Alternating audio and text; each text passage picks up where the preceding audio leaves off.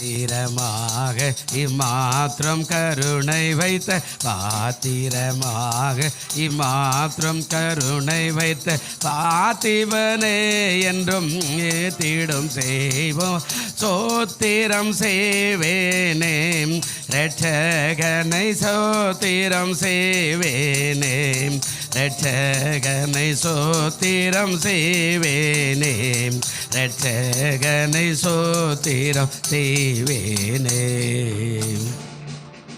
ஸ்தோத்திரம் ஏசப்பா, இந்த நாளுக்காய் நன்றி ஆண்டவரே. நாங்கள் ஜெபிக்கிறோம் அப்பா. இன்றைக்கு நாங்கள் பாடுகிற பாடல்கள், வசனங்கள் ஆண்டவரே, சாட்சி பகுதிகள் ஆண்டவரே, ஆலோசனை பகுதிகள் எல்லாவற்றையும் நீங்கள் ஆசீர்வதிக்கும்படியாய் ஜெபிக்கிறோம். நாளை நீர் ஆசீர்வாதமாய் நடத்தும்படியாய் ஜெபிக்கிறோம் அப்பா. இன்றைக்கு ஆண்டவரே எல்லாமே ஆண்டவரே நடத்த கிருபை செய்யும்படியாய் ஜெபிக்கிறோம் ஆண்டவரே. ஆசீர்வதிங்க ஆண்டவரே. நன்றி அப்பா. இந்த நாளை ஆண்டவரே சந்தோஷமாக நடத்த நாங்கள் கிருபை செய்யும். எங்களுக்கு பலனை தாரும், ஆசீர்வாதத்தை தாரும். எல்லாவற்றையும் நீர் பாதுகாத்து வலது புத்துக்காயும் கொடான கொடி சொத்து இயேசுவின் கேட்கிறோம் நல்ல பிதாவே, ஆமென். பிடித்து வழி நடத்தும் கர்த்தரே, கரிபோடு துதி பாடல் பாடுவோம். கரம் பிடித்து வழி நடத்தும் கர்த்தரே, கரிபோடு துதி பாடல் போற்றுவோம். ஆமென்.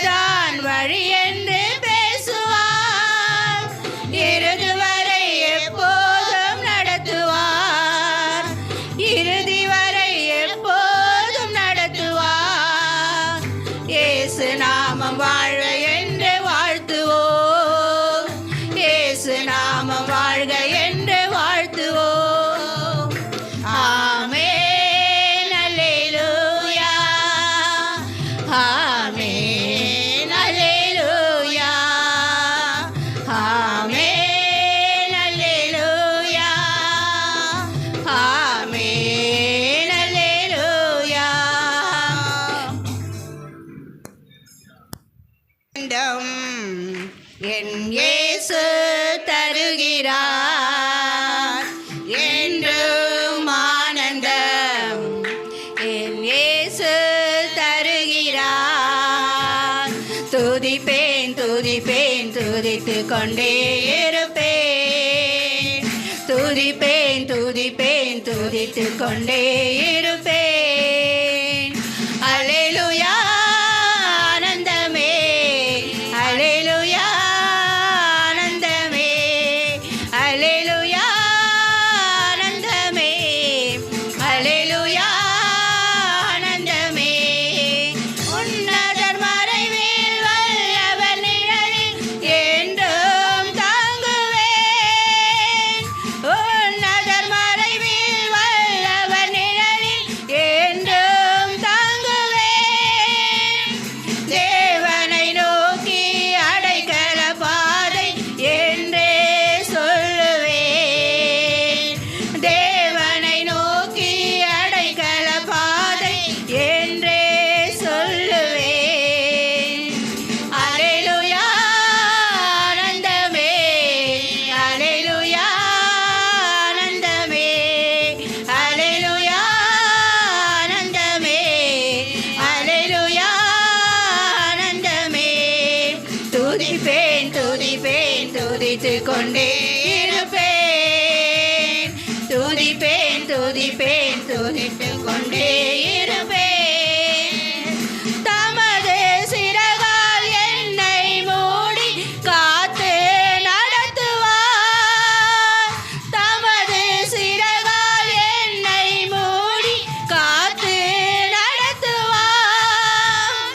அவரது வசனம் ஆவியின் பட்டயம் எனது கேடகம். அவரது வசனம் ஆவியின் பட்டயம் எனது கேடகம். அல்லேலூயா ஆனந்தமே, அல்லேலூயா ஆனந்தமே, அல்லேலூயா ஆனந்தமே, அல்லேலூயா ஆனந்தமே. துதிப்பேன் துதிப்பேன் துதித்து கொண்டே இருப்பேன். துதிப்பேன் துதிப்பேன் துதித்து கொண்டே இருப்பேன். வழிகளில் எல்லாம் கண்ணை காக்கும் தூதர்கள் எனக்குண்டு. வழிகளில் எல்லாம் என்னை காக்க தூதர்கள் எனக்குண்டு. பாதம் கல்லில் மோதாமல் காத்து கரங்களில் ஏந்துவார். பாதம் கல்லில் மோதாமல் காத்து கரங்களில் ஏந்துவார். அல்லேலூயா ஆனந்தமே, அல்லேலூயா ஆனந்தமே, அல்லேலூயா ஆனந்தமே, அல்லேலூயா ஆனந்தமே. துதிப்பேன் துதிப்பேன் துதித்து கொண்டே இருப்பேன். துதிப்பேன் துதிப்பேன் துதித்து கொண்டே இருப்பேன். சிங்கத்தின் மேலும் பாம்பின் மேலும் நடந்தே செல்லுவேன். சிங்கத்தின் மேலும் பாம்பின் மேலும் நடந்தே செல்லுவேன். சாத்தானின் சகல வலிமையை வெல்ல அதிகாரம் எனக்குண்டு. சாத்தானின் சகல வலிமையை வெல்ல அதிகாரம் எனக்குண்டு. அல்லேலூயா ஆனந்தமே, அல்லேலூயா ஆனந்தமே, அல்லேலூயா ஆனந்தமே, அல்லேலூயா ஆனந்தமே. துதிப்பேன் துதிப்பேன் துதித்து கொண்டே இருப்பேன். துதிப்பேன் துதிப்பேன் துதித்து கொண்டே இருப்பேன். இரவின் பயங்கரம் பகலில் அம்பு எதற்கும் பயமில்லை. இரவின் பயங்கரம் பகலில் அம்பு எதற்கும் பயமில்லை. உன்னத தேவன் எனது அடைக்கலம் தங்கும்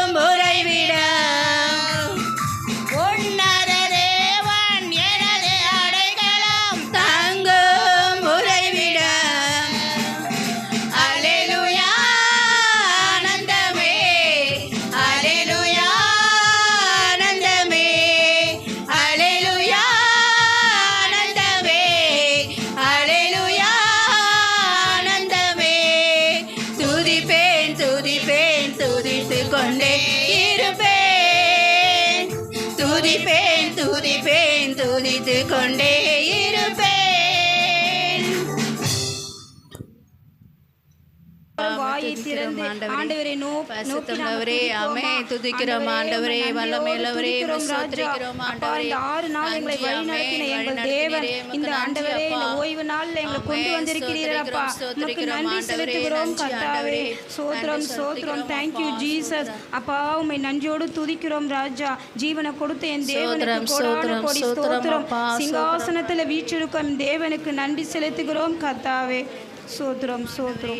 நன்றி ஆண்டவரே, ஸ்தோத்திரம் துதிக்கிறோம் அப்பா. நன்றி நன்றி நன்றி ஆண்டவரே, மை ஸ்தோத்திரிக்கிறோம் ஸ்தோத்திரிக்கிறோம் ஸ்தோத்திரிக்கிறோம். புதுகலம் கொண்டாட்டமே என் இயேசுவின் சந்நிதானத்தில், குதூகலம் கொண்டாட்டமே என் இயேசுவின் சந்நிதானத்தில், ஆனந்தம் ஆனந்தமே என் அன்பரின் திருப்பாதத்தில், ஆனந்தம் ஆனந்தமே என் அன்பரின் திருப்பாதத்தில், குதூகலம் கொண்டாட்டமே என் இயேசுவின் சந்நிதானத்தில், ஆனந்தம் ஆனந்தமே என் அன்பரின் திருப்பாதத்தில்.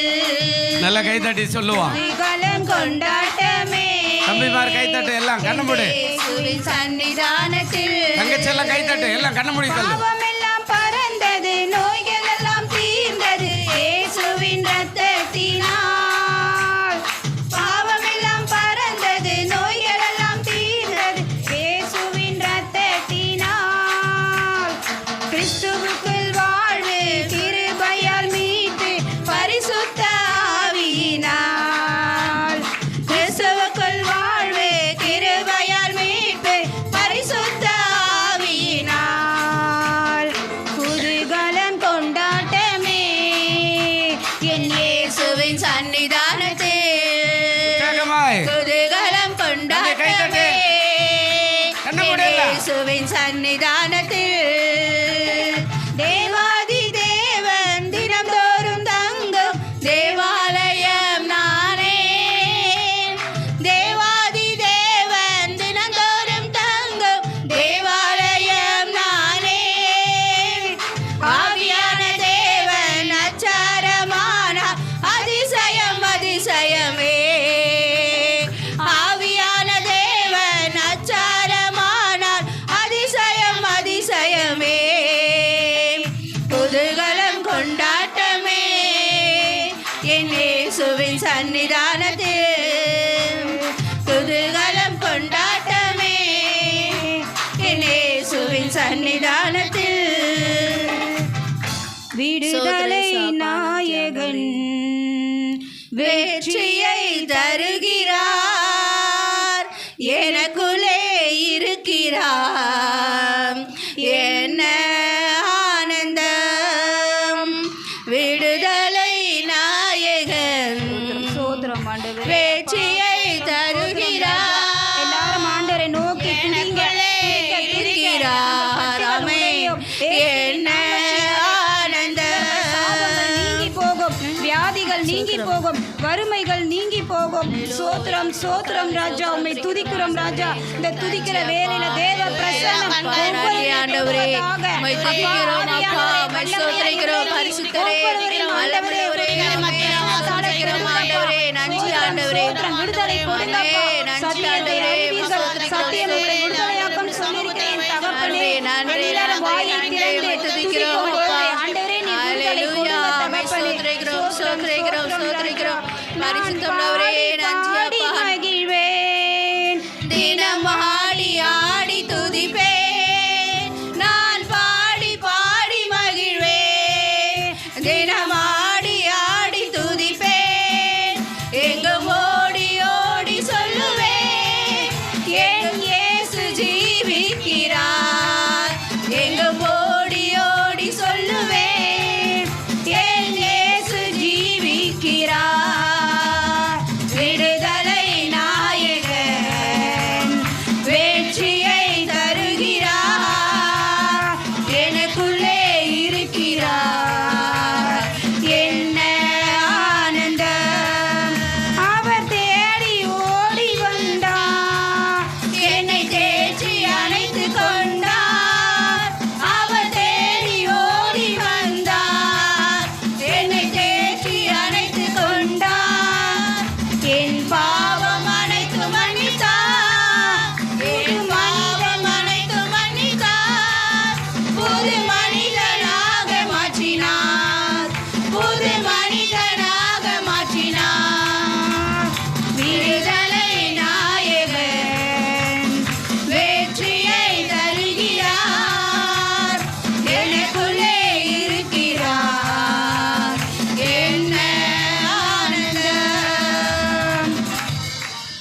நன்றி ஏசப்பா. சோத்திரம் சோத்திரம் சோத்திரம் ராஜா, உம்மை துதிக்கிறோம் துதிக்கிறோம். துதியின் மத்தியில் வாசம் செய்பவரே உம்மை துதிக்கிறோம் ராஜா. அப்பா உம்மை துதிக்கிறோம். எங்களை ரட்சித்தவரே, பாவத்திலிருந்து எங்களை தூக்கி எடுத்தவரே உம்மை துதிக்கிறோம் ராஜா. அப்பா தாயின் கருவில் எங்களை ஆண்டவரே நீ தெரிந்து கொண்டீரப்பா. உம்மை துதிக்கிறோம் துதிக்கிறோம் ராஜா. உம்மை ஸ்தோத்தரிக்கிறோம் கர்த்தாவே. சோத்திரம். இன்னும் துதிப்பேன் இன்னும் துதிப்பேன் உம்மையே ஆராதிப்பேன். இன்னும் துதிப்பேன் இன்னும் துதிப்பேன் உம்மையே ஆராதிப்பேன். உம்மை துதிப்பேன் உம்மை துதிப்பேன் உம்மையே ஆராதிப்பேன். சோத்திரம் ராஜா, உம்மை துதிக்கிறோம் துதிக்கிறோம் ராஜா. உம்மை சோத்தரிக்கிறோம் அப்பா. எந்த வேளையிலும் உம்மை துதிப்போம் தகப்பனே. சோத்திரம் ராஜா. அப்பா வியாதியில வறுமையில ஆண்பாங்க ராஜா, உம்மை துதிக்கிறோம் ராஜா. உம்மை சோத்தரிக்கிறோம் ராஜா. நன்றியோடு உம்மை துதிக்கிறோம் கர்த்தாவே. சோத்திரம் சோத்திரம் ராஜா. நாம் யாவரும் ஆண்டவரே துதிப்போம் அப்பா. சோத்திரம் சோத்திரம் சோத்திரம் ஆண்டவரே. நன்றி ஆண்டவரே. சோத்திரம் ஆண்டவரே. துதிக்கிறோம் துதிக்கிறோம் ஆண்டவரே. நன்றி அப்பா. துதிக்கிறோம் துதிக்கிறோம் ஆண்டவரே. சோத்திரம் சோதிப்பேன் சோத்திரம் ஆண்டவரே. துதிப்பேன் இன்னும் துதிப்பேன் உம்மை ஆராதிப்பேன். உம்மை துதிப்பேன் உம்மை துதிப்பேன் என்றுமே ஆராதிப்பேன். வியாதி ஸ்தோத்திரம் ஸ்தோத்திரம் ஆண்டவரே. நன்றி துதிப்பேன் Nice. உம்மையே ஆராதிப்பேன். வியாதியின் வேதனை பெருகினான். ஆமென். ஸ்தோத்திரம் ஸ்தோத்திரம் இன்னும் துதிப்பேன் இன்னும் துதிப்பேன் உம்மையே ஆராதிப்பேன். தனிமையின் என் ஸ்தோத்திரம். நகரத்தில் ஒரு நாள் நல்லது என்று எழுதியிருக்க கர்த்தாவே இயேசப்பா, அந்த நாளுக்காக நாங்கள் நன்றி செலுத்துகிறோம். இதோ கர்த்தாவே சகோதரன் நாங்கள் கூடி வந்தது கர்த்தாவே இயேசப்பா. இந்த மனமகிழ்ச்சி நாளுக்காய் முதலாவது நாங்கள் நன்றி செலுத்துகிறோம் கர்த்தாவே. உமது கிருபைக்காய் தயவுக்காய் அன்புக்காய் நாங்கள் நன்றி செலுத்து. இதோ ராஜா நாங்கள் காணிக்கைக்காய் வருகிறோம் ஆண்டவரே இயேசப்பா. ஸ்தோத்திரம் கர்த்தாவே. கொடுக்கிற ஒவ்வொரு கரங்களை கர்த்த தாமே நீர் ஆசீர்வதிக்கும்படியே ஜெபிக்கிறேன் கர்த்தாவே. கொடுங்கள் அப்போது உங்களுக்கு கொடுக்கப்படும் என்று சொன்ன அந்த ஆண்டவரே, அந்த வார்த்தையின் பிரகாரமாக கர்த்தாவே இயேசப்பா நாங்கள் கொடுக்கிறோம் கர்த்தாவே இயேசப்பா. ஸ்தோத்திரம் கர்த்தாவே. கொடுக்கிற ஒவ்வொரு ஆத்துமாக்களையும் ஒவ்வொரு கரங்களையும் கர்த்த நீர் ஆசீர்வதித்து இரட்டிப்பாய் அவர்களுக்கு ஆண்டவரை 2 மடங்கு தரும்படியே ஜெபிக்கிறேன் கர்த்த தாமே இயேசப்பா. ஸ்தோத்திரம் கர்த்தாவே. இந்த காணிக்கையை ஆசீர்வதிக்கும்படியே ஜெபிக்கிறேன் இயேசுவின் மூலம் ஜெபிக்கிறேன் பிதாவே. ஆமென். என் தேசத்துக்கு எழுப்புதல தாங்கப்பா, உம் கிருபையினால் எங்களை மீட்க வாங்கப்பா. நான் கண்ணீர் வடிக்கிறேன் என் தேசத்துக்காக, நான் கதறி அழுகிறேன் என் ஜனங்களுக்காக. நான் கண்ணீர் வடிக்கிறேன் என் தேசத்துக்காக, நான் கதறி அழுகிறேன் என் ஜனங்களுக்காக. என் தேசத்துக்கு எழுப்புதல தாங்கப்பா, உம் கிருபையினால் எங்களை மீட்க வாங்கப்பா. உயர்ந்தவன் தாழ்ந்தவன் பிரிவனை முடியணும், ஏழை பணக்காரன் வேற்றுமையும் மாறணும். உயர்ந்தவன் தாழ்ந்தவன் பிரிவனை முடியணும், ஏழை பணக்காரன் வேற்றுமையும் மாறணும். மதவரி இனவரி இல்லாம இருக்கணும், ஒரு தாய் பிள்ளைகளாய் ஒன்று சேர்ந்து வாழணும். மதவரி இனவரி இல்லாம இருக்கணும், ஒரு தாய் பிள்ளைகளாய் ஒன்று சேர்ந்து வாழணும். மாறன் நான் கண்ணீர் வடிக்கிறேன் என் தேசத்துக்காக நான் கதறி அழுகிறேன் என் ஜனங்களுக்காக நான் கண்ணீர் வடிக்கிறேன் என் தேசத்துக்காக நான் கதறி அழுகிறேன் என் ஜனங்களுக்காக என் யோசா போல நிற்கணும் என் தேச கண்ணீர் எல்லாம் எஸ்தரலாய் மாறணும் எங்க சபை வாலிபர்கள் யோசா போல நிற்கணும் என் தேச கண்ணீர் எல்லாம் எஸ்தர்களாய் மாறன் நான் கண்ணீர் வடிக்கிறேன் என் தேசத்திற்காக நான் கதறி அழுகிறேன் என் ஜனங்களுக்காக நான் கண்ணீர் வடிக்கிறேன் என் தேசத்திற்காக நான் கதறி அழுகிறேன் என் ஜனங்களுக்காக என் தேசத்துக்கு எழுப்புதல தாங்கப்பா உன் கிருபையினால் எங்களை மீட்க வாங்கப்பா என் தேசத்துக்கு எழுப்புதல தாங்கப்பா உன் கிருபையினால் எங்களை மீட்க வாங்கப்பா. அடுத்தது சாட்சியின் பகுதி. சாட்சி சொல்கிறவங்களாம் முன்னாடி வாங்க. சிஸ்டர் அமுதா அவர்கள், விமலா, சுமதி. கர்த்தர் நல்லவர். என் 4 புள்ளியை வச்சுன்னு ரொம்ப கஷ்டப்பட்டேன். நான் எல்லாரும் உதவுவாங்கன்னு ரொம்ப வேதனைப்பட்டேன். யாருன்னா எங்களுக்கு உதவுவாங்க, ரொம்ப சொந்தக்காரருக்கு ரொம்ப செய்தேன். எல்லாருக்கும் போய் பார்த்தோம், எல்லாருக்கும் செய்தோம். ஆனால் என் பிள்ளைங்களை யாருமே பார்க்கல. என் பிள்ளைங்களை வச்சுன்னு ரொம்ப கஷ்டப்பட்டுருந்தேன். என் பொண்ணு 10வது படிக்க சொல்ல ரொம்ப சீக்காகி மழை கடிச்சு விழுந்துடுச்சு. என் பொண்ணை இட்டுன்னு போய் ஹாஸ்பிட்டலில் ஸ்டான்லியில் சேர்த்து வச்சுருந்தேன். ஸ்டான்லில் சேர்த்து வச்சு 1 வாரம் வச்சுருந்தேன், நல்லா ஆயிடுச்சு. அப்போ அந்த ஸ்டான்லில் எல்லா டாக்டருங்களும் ஸ்ட்ரைக் பண்ணிட்டாங்க. ஸ்ட்ரைக் பண்ணிட்டு அதில் ஒரு பெரிய டாக்டர் என் பொண்ணுக்கு நல்லா ஆயிடுச்சுமான்னு சொல்லிட்டு டிசார்ஜ் பண்ணிட்டார். வீட்டுக்கு இட்டுன்னு வந்துட்டேன். வீட்டுக்கு இட்டுன்னு 2 நாள் பொறுத்து குழந்தை திரும்ப மழை காய்ச்சி விழுந்துடுச்சு.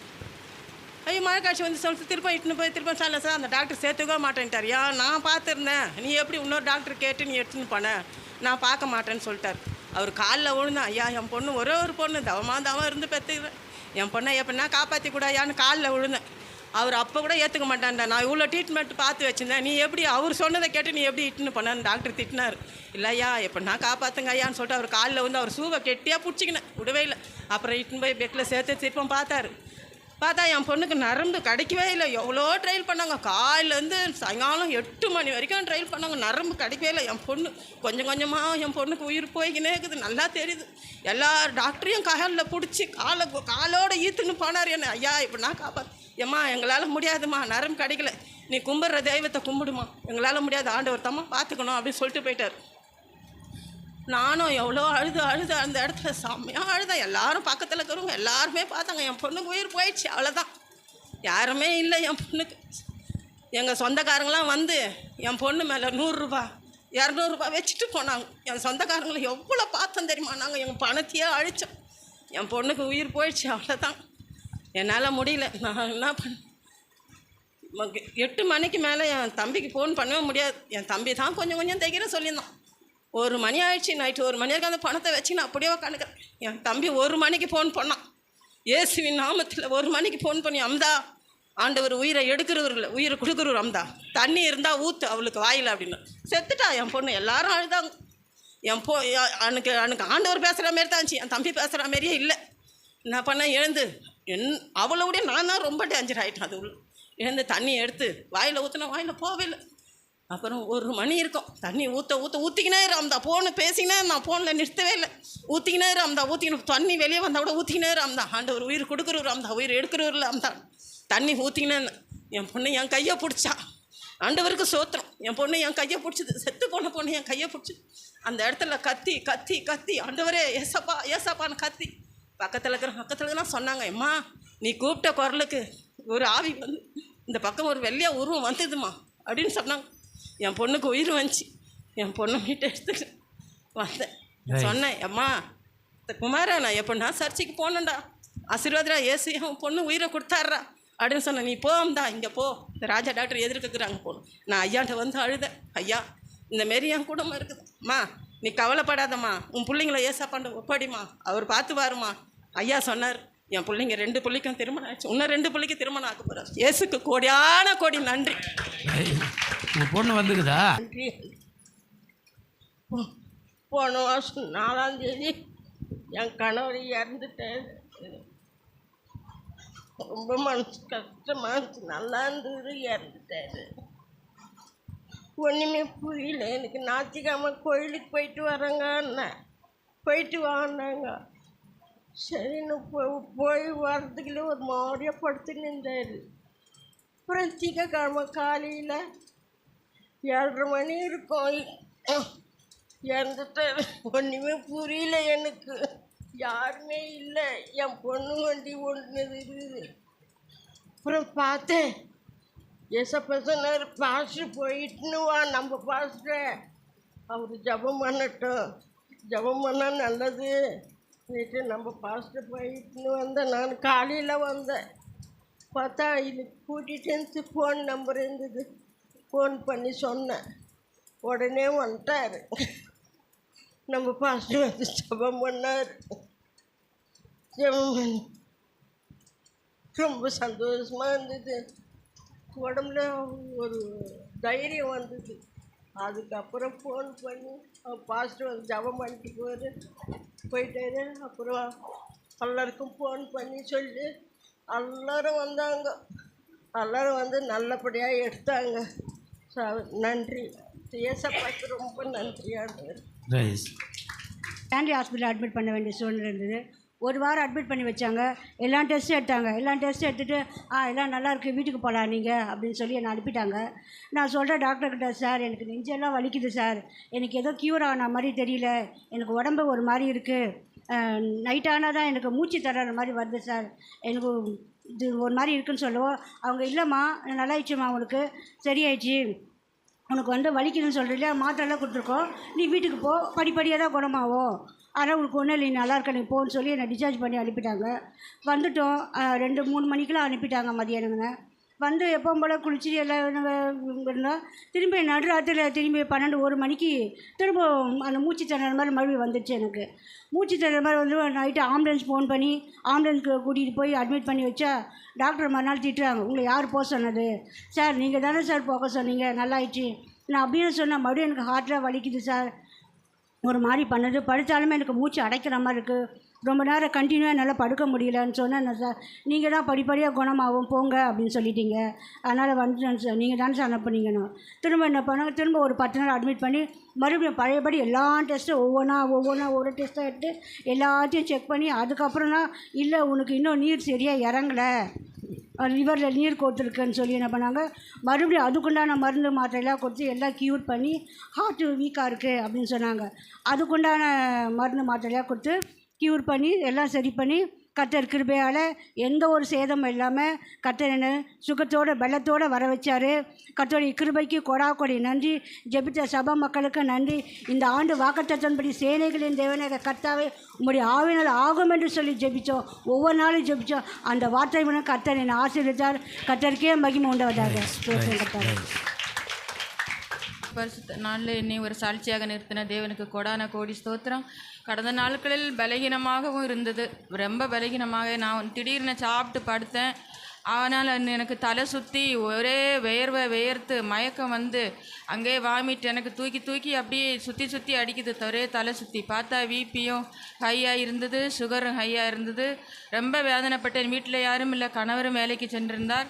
திருப்பி அவருக்கு ஃபோன் பண்ணி அவர் வந்தது கூட எனக்கு தெரியாது, அவ்வளோ நான் மயக்கத்தில் படுத்திருந்தேன். ஆனாலும் கர்த்தர் என்னை பாதுகாத்து வழி நடத்தி இந்நாளிலும் என்னை கூட்டி சபையில் சேர்த்ததுக்காய் அவருக்கு கொடான கோடி நன்றி. இன்னும் பல சோதனைகளிலிருந்து என் தேவன் என்னை விடுவித்து காத்து ஒவ்வொரு இதிலிருந்து என்னை காத்து வழி நடத்தி கொண்டு வருகிறார். கரம் பிடித்து நடத்தி கொண்டு வருகிறார். எவ்வளோ பிரச்சனைகள் ஆண்டவர் என்னை நடத்தி எல்லா இதிலிருந்தும் வெட்கப்பட்டு போகாதபடி என்னை காத்து வழி நடத்தின தேவனுக்கு கோடான கோடி ஸ்தோத்திரம். நன்றி. வேற யாராவது சாட்சிகள் சொல்கிறீங்களா? சகோதரிமார். பின்பு ஒரு நாள் எலிசா சுனேமுக்கு போயிருக்கும் பொழுது அங்கே இருந்த கனம் பொருந்திய ஒரு ஸ்திரீயை அவன் போஜனம் பண்ண வருந்தி கேட்டுக்கொண்டாள். அப்படியே அவன் பயணப்பட்டு வருகிற போதெல்லாம் போஜனம் பண்ணும்படி அங்கே வந்து தங்குவான். அவள் தன் புருஷனை நோக்கி, இதோ நம்மிடத்தில் எப்பொழுதும் வந்து போகிற தேவனுடைய மனுஷனாகி இவர் பரிசுத்தவான் என்று காண்கிறேன். நாம் மெத்தையின் மேல் ஒரு சிறிய அறை வீட்டை கட்டி அதில் அவருக்கு ஒரு கட்டிலையும் மேஜையையும் நாற்காலியையும் குத்து விளக்கையும் வைப்போம். அவர் நம்மிடத்தில் வரும்பொழுது அங்கே தங்கலாம் என்றாள். ஒரு நாள் அவன் அங்கே வந்து அந்த அறை வீட்டிலே தங்கி அங்கே படுத்து கொண்டிருந்தான். அவன் தன் வேலைக்காரனாகிய கேயாசை நோக்கி, இந்த சூனேமியாளை அழைத்து கொண்டு வா என்றாள். அவளை அழைத்து கொண்டு வந்தான். அவள் அவனுக்கு முன்பாக நின்றாள். அவன் கேயாசியை பார்த்து, இதோ இப்படிப்பட்ட சல கருணையோடும் எங்களை விசாரித்து வருகிறாயே, உனக்கு நான் என்ன செய்ய வேண்டும் என்று ராஜாவினிடத்திலாவது சேனாதிபதியின் இடத்திலாவது உனக்காக நான் பேச வேண்டிய காரியம் உண்டோ என்று அவனை கேள் என்றான். அதற்கு அவள், நான் என் ஜனத்தின் நடுவே நான் சுகமாய் குடியிருக்கிறேன் என்றாள். அவளுக்கு செய்ய வேண்டியது என்னவென்று கேயாசியை அவன் கேட்டதற்கு அவன், அவளுக்கு பிள்ளை இல்லை, அவள் புருஷனும் பெரிய வயதுள்ளவன் என்றான். அப்பொழுது அவன், அவளை கூப்பிடு என்றான். அவளை கூப்பிட்ட பொழுது அவள் வந்து வாசற்படியிலே நின்றாள். அப்பொழுது அவள், ஒரு பிராண உற்பத்தி கால திட்டத்திலே ஒரு குமாரனை அழைத்து கொண்டு இருப்பாய் என்றான். அதற்கு அவள், ஏது தேவனுடைய மனுஷனாகிய என் ஆண்டவனே, உமது அடியாளுக்கு அபத்தம் சொல்ல வேண்டாம் என்றாள். அந்த ஸ்திரீ கர்ப்பம் தரித்து எலிசா தன்னோடே சொன்னபடி ஒரு உற்பத்தி கால திட்டத்திலே ஒரு குமாரனை பெற்றாள். 4ஆம் அதிகாரம் 8லேருந்து 37 வரைக்கும் இருக்குது. கிட்டத்தட்ட ஒரு 30 வசனம் கிட்டக்கா இருக்குது. சரிங்களா? அதனால் 10 வசனம் மட்டும் தான் வாசித்தாங்க. அது ஒரு பெரிய சம்பவம். அதோட ரீகேப் மட்டும் நான் சொல்லிடுறேன். சரிங்களா? உங்கள் சூனேமித்தியால் சொல்லிட்டு ஒரு ஸ்திரீ இருந்தாங்க. யார்? நீங்கள் என் கூட பேசுனீங்கன்னா நானும் கொஞ்சம் உற்சாகமாக பேசுவேன். ஏன்னா நானும் உங்களில் ஒருத்தி தான். நான் ஒன்றும் வெளியில் இருந்தெல்லாம் வரல. நான் பேச நீங்களும் எங்கள் கூட பேசுனீங்கன்னா நல்லாயிருக்கும்னு நினைக்கிறேன். சூனேமித்தியால் சொல்லிட்டு ஒரு ஸ்திரீ இருந்தா. யார்? ஏன்னா அவளுக்கு வந்து பேர் வந்து பைபிளில் கொடுக்கல. சரிங்களா? அவள் வந்து சூனேம் சொல்லிட்டு ஒரு ஊர் இருந்துருச்சு. அந்த ஊரில் வாழ்ந்துட்டு வந்த ஒரு பெரிய கணம் பொருந்திய ஸ்திரீ. யார்? கணம் பொருந்திய ஸ்திரீனா மதிப்புக்குரிய ஸ்திரீ. அவங்க வந்து ரொம்ப அந்த ஊரில் வந்து வசதியானவங்க. அதனால அவங்கள வந்து கணம் பொருந்திய ஸ்திரீன்னு சொல்லுவாங்க அந்த ஊரில் இருக்கவங்க. அது மட்டும் இல்லாமல் வேதத்துலேயும் அவங்கள வந்து யாருன்னு சொன்னாங்கன்னா கணம் பொருந்திய ஸ்திரீன்னு சொன்னாங்க. என்ன சொன்னாங்க? கணம் பொருந்திய ஸ்திரீ. அந்த மாதிரி ஒரு நற்சாட்சி பெற்ற அந்த ஸ்திரீயை பற்றி தானே ஒரு சின்ன சம்பவம் நம்ம பார்க்க போகிறோம். சரிங்களா? அவங்க என்ன பண்ணாங்கன்னா, ரொம்ப உற்சாகமானவங்க, பணக்காரங்கன்றது ஒரு அந்த திமிர் இருக்காது அவங்க கிட்ட, ஒரு அகங்காரம் இருக்காது. அவங்க ரொம்ப உற்சாகமுள்ள ஒரு பெண்மணியாக இருந்தாங்க. அவங்களுக்கு பேர் சொல்லலை. ஏன்னா சூனேம் என்ற ஒரு ஊரில் சூனேமித்தியால்னு ஒரு ஸ்ரீ வாழ்ந்தனால அவங்களுக்கு சூனேமித்தியால்னு பேர் வந்துருச்சு. சரிங்களா? அந்த ஊர் வந்து எப்படின்னா 2 ஊருக்கும் நடுவில் ஒரு சின்ன ஊராக இருந்துச்சு அந்த ஊர். அப்போ என்ன பண்ணாங்க, எலிசான்னு ஒரு தீர்க்கதரிசி இருந்தார். யார்? எலிசான்னு ஒரு தீர்க்கதரிசி இருந்தார். அவங்க கூட ஒரு உடன் வேலைக்காரர் கேயாசின்னு சொல்லிட்டு இருந்தாங்க. அவங்க வந்து எல்லா ஊருக்கும் பயணப்பட்டு போகும்போது அந்த சூனேம் ஊர் வழியாக தான் அவங்க போய் ஆகணும். என்ன பண்ணோம்? அந்த ஊர் வழியாக தான் அவங்க போய் ஆகணும். அப்படி இருக்கும்போது அவங்க வந்து பார்க்குறாங்க, இந்த தீர்க்கதரிசி வந்து எப்போவுமே ரெகுலராக நம்ம ஊருக்கு வராரே, அவருக்கு நம்ம ஏதாவது பண்ணணும்னு சொன்னாங்க. என்ன சொன்னாங்க? ஏதாவது பண்ணணும்னு சொல்லிட்டு ஆசைப்பட்டாங்க. ஆசைப்பட்டு இருக்கும்போது என்ன பண்ணலான்னு சொல்லிட்டு யோசிச்சுட்டு இருக்கும்போது அப்போ அவர்கிட்ட போய் அவங்க அணுகி, இந்த மாதிரி நீங்கள் இந்த ஊருக்கெல்லாம் பிரயாணப்பட்டு வரீங்களே, ஒரு நாளைக்கு எங்கள் வீட்டுக்கு வந்து சாப்பிடுங்க. என்ன சொன்னாங்க? சாப்பிடுங்க அப்படின்னு சொன்னாங்க. உடனே கூப்பிட்டோன்னே வந்துடுவாங்களா? யாரும் வரமாட்டாங்க. அதுக்கப்புறம் என்ன சொன்னாங்க? வருந்தி கேட்டுக்கிட்டாங்க. என்ன பண்ணாங்க? வருந்தி கேட்டுக்கிட்டாங்க. சரி, பேலன்ஸ் அவங்க 18 வரைக்கும் வாசித்தாங்க. 17 வரைக்கும் வாசிச்சிங்களா?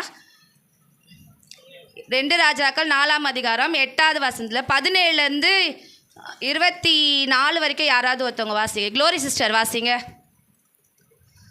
கடகடன்னு வாசிச்சிங்கன்னா நல்லாயிருக்கும், டைம் கம்மியாக இருக்குது.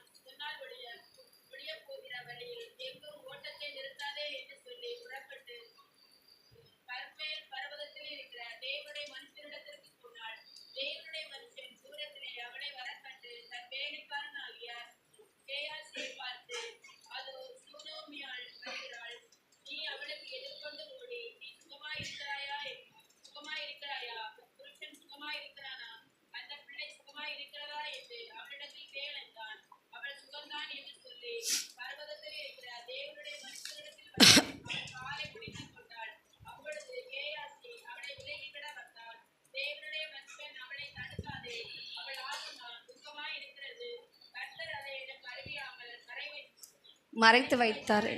ஓகே ஓகே போதும். ஓகேவா? நம்ம ஃபஸ்ட்டு இந்த சுனேமித்தாள் ஸ்ரீகிட்ட இருந்து ஒரு 4 காரியம் விசேஷமாக எனக்கு ரொம்ப பிடிச்சிருந்தது. அதை உங்கள் கூட இன்றைக்கி நான் ஷேர் பண்ணிக்கலான்னு வந்திருக்கேன்.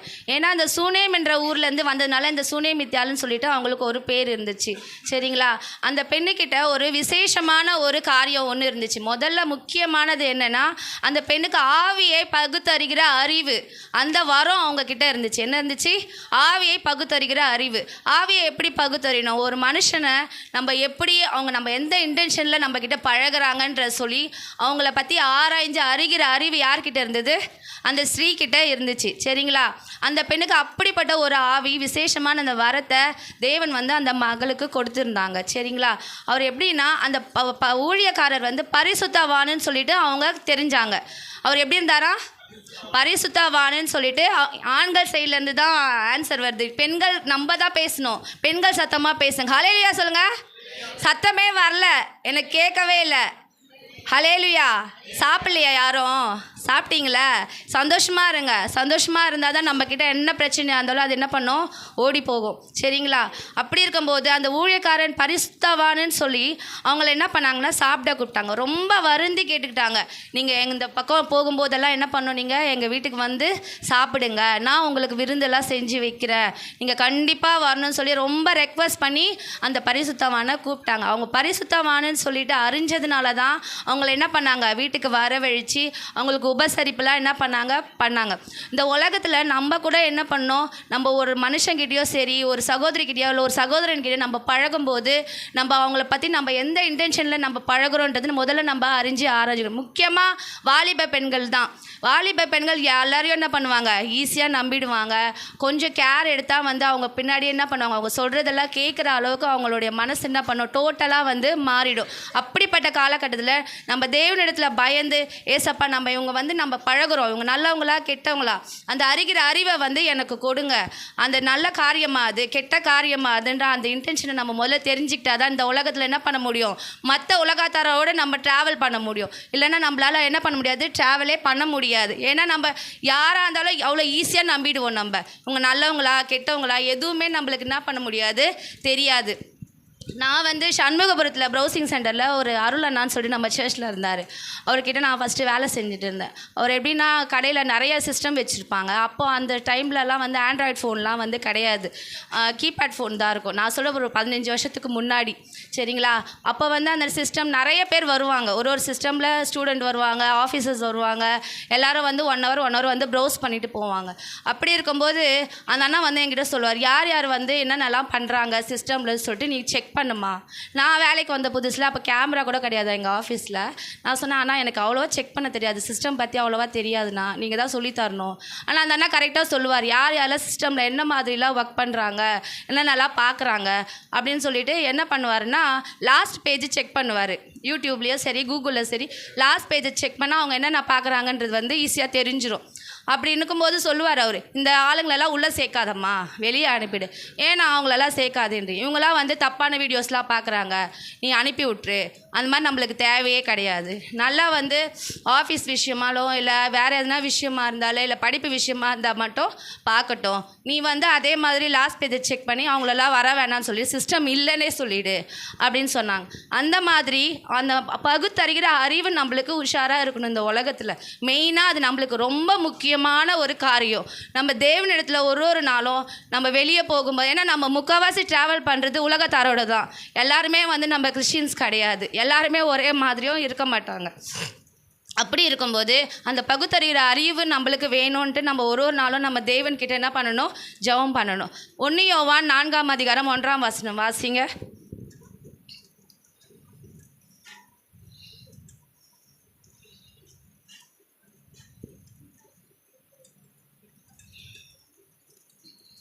எடுத்தாச்சா? படிங்க.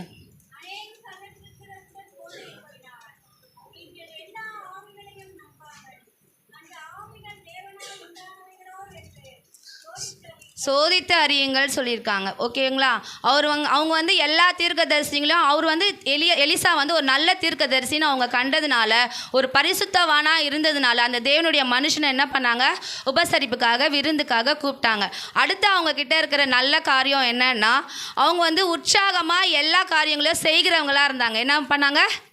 உற்சாகமாக செய்கிறவங்க, கொடுக்கறதில்ல. சரி, அவங்களுடைய எல்லா காரியத்தையும் ஒரு பணக்காரங்களாக இருந்தால் ஃபஸ்ட்டு ஒரு மனசு வேணும். எங்கள் வீட்டுக்கு வாங்க, சாப்பிடுங்க, எங்கள் வீட்டில் தங்குங்கன்னு சொல்கிறதுக்கு என்ன பண்ணோம், நல்ல மனசு வேணும். சும்மா வாய்மொழியாக வந்து என்ன பண்ணுவாங்க, கூப்பிட்டுட்டு அதுக்கப்புறம் பின்னாடி வந்து பேசுவாங்க. இவருக்கு வேறு வேலையே இல்லை, எப்போ பார்த்தாலும் நம்மளை வான்னு சொல்லி கூப்பிட்டுட்டே இருக்காங்க, நம்ம எதுக்கு கூப்பிடணும், அவங்கள வந்தாலும் நம்மளுக்கு தேவையில்லாத செலவு தான் ஆகும் அப்படின்னு சொல்லிட்டு பின்னாடி போய் பேசுவாங்க. வெளியில் என்ன பண்ணுவாங்க, நல்லா பேசுவாங்க. நீங்கள் வாங்க, நீங்கள் இல்லாமல் நீங்கள் வந்தீங்கன்னா ரொம்ப நல்லாயிருக்கும், ரொம்ப ஆசீர்வாதமாக இருக்கும்னு சொல்லிட்டு நான் பேசுவாங்க. ஆனால் அந்த கனம் பொருந்திய ஸ்ரீ வந்து அந்த மாதிரி இல்லை. மனசளவில் கூட அவங்க என்ன பண்ணாங்கன்னா அவ்வளோ உற்சாகமாக எல்லா காரியங்களையும் செஞ்சாங்க. அவரை சாப்பிட கூப்பிட்டது மட்டும் இல்லாமல் அவரோட மேல் வீட்டில் அவங்களுக்குன்னு சொல்லிட்டு ஒரு ரூம் கட்டி தரத்துக்கு ஒரு ஆயுதம் பண்ணாங்க. யாருக்குன்னா எலிசா தீர்க்கதரிசிக்கு. சரிங்களா? அவர் மேலே வீடே கிடையாது அவங்களுக்கு. ஆனால் அந்த தீர்க்கதரிசிக்காக ஒரு கணவர்கிட்ட சொல்லி ஒரு புதுசாக ஒரு ரூம் கட்டி கொடுக்கலாம் அப்படின்னு சொன்னாங்க. ரூம் மட்டும் கட்டி கொடுத்தா போதுமா? அவருக்கு தங்கிறதுக்கு எல்லாமே வேணும்ல. சரிங்களா? அந்த 2 ராஜாக்கள் வாசிங்க, 4ஆம் அதிகாரத்தில், 4ஆம் அதிகாரம் 8-10 வாசிங்க.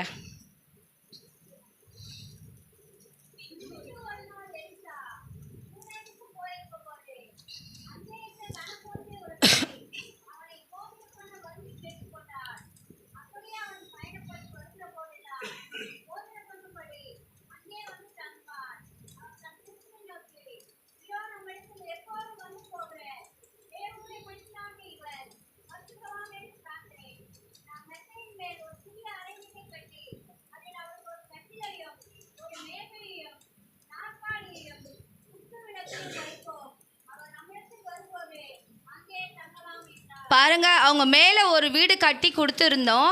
என்னென்னலாம் அவங்களுக்காக வச்சாங்க, ஒரு கட்டில் வச்சாங்க, ஒரு மெத்தை வச்சாங்க, ஒரு மேஜை வச்சாங்க, நாற்காலி, குத்து விளக்கு, இது எல்லாம் வந்து ஒரு ஆசீர்வாதமான காரியம்.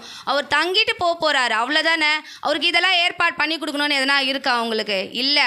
அவங்க செய்யறத பரிபூர்ணமாக செய்யணும்னு நினச்சாங்க. எதுக்காக? ஊழியக்காரருக்காக. அந்த ஊழியக்காரர் யார்? ஒரு பெரிய தீர்க்கதரிசி இல்லாமல் ஒரு பெரிய ஊழியக்காரர், தேவனுடைய மனுஷன். தேவனுடைய மனுஷன் யாருன்னா, நம்மளோட தேவன் என்ன சொல்கிறாரோ அந்த காரியத்தை அப்படியே நம்மளுக்கு அச்சுப்பிழை இல்லாமல் ஒப்பிக்கிறவங்க தான் யார்? தீர்க்கதரிசி. சரிங்களா? அந்த காரியம் எல்லாம் நடக்கிறதுனால அந்த ஊழியக்காரருக்கு பரிசுத்தமாக இருக்கணும். அவர் பரிசுத்தமானன்றதுனால நம்ம வீடும் அதே மாதிரி இருக்கணும். அவரோட தேவைகள் எல்லாவற்றையும் நம்ம சந்திக்கணும்னு சொல்லிட்டு மேலே ஒரு ரூம் கட்டி கொடுத்தாங்க. அவங்களுக்கு எல்லா தேவையான வசதிகளையும் என்ன பண்ணாங்க, கட்டி கொடுத்தாங்க. சரிங்களா? அடுத்த ஒரு காரியம் 2 கொரிந்தியர் 9:7 படிங்க.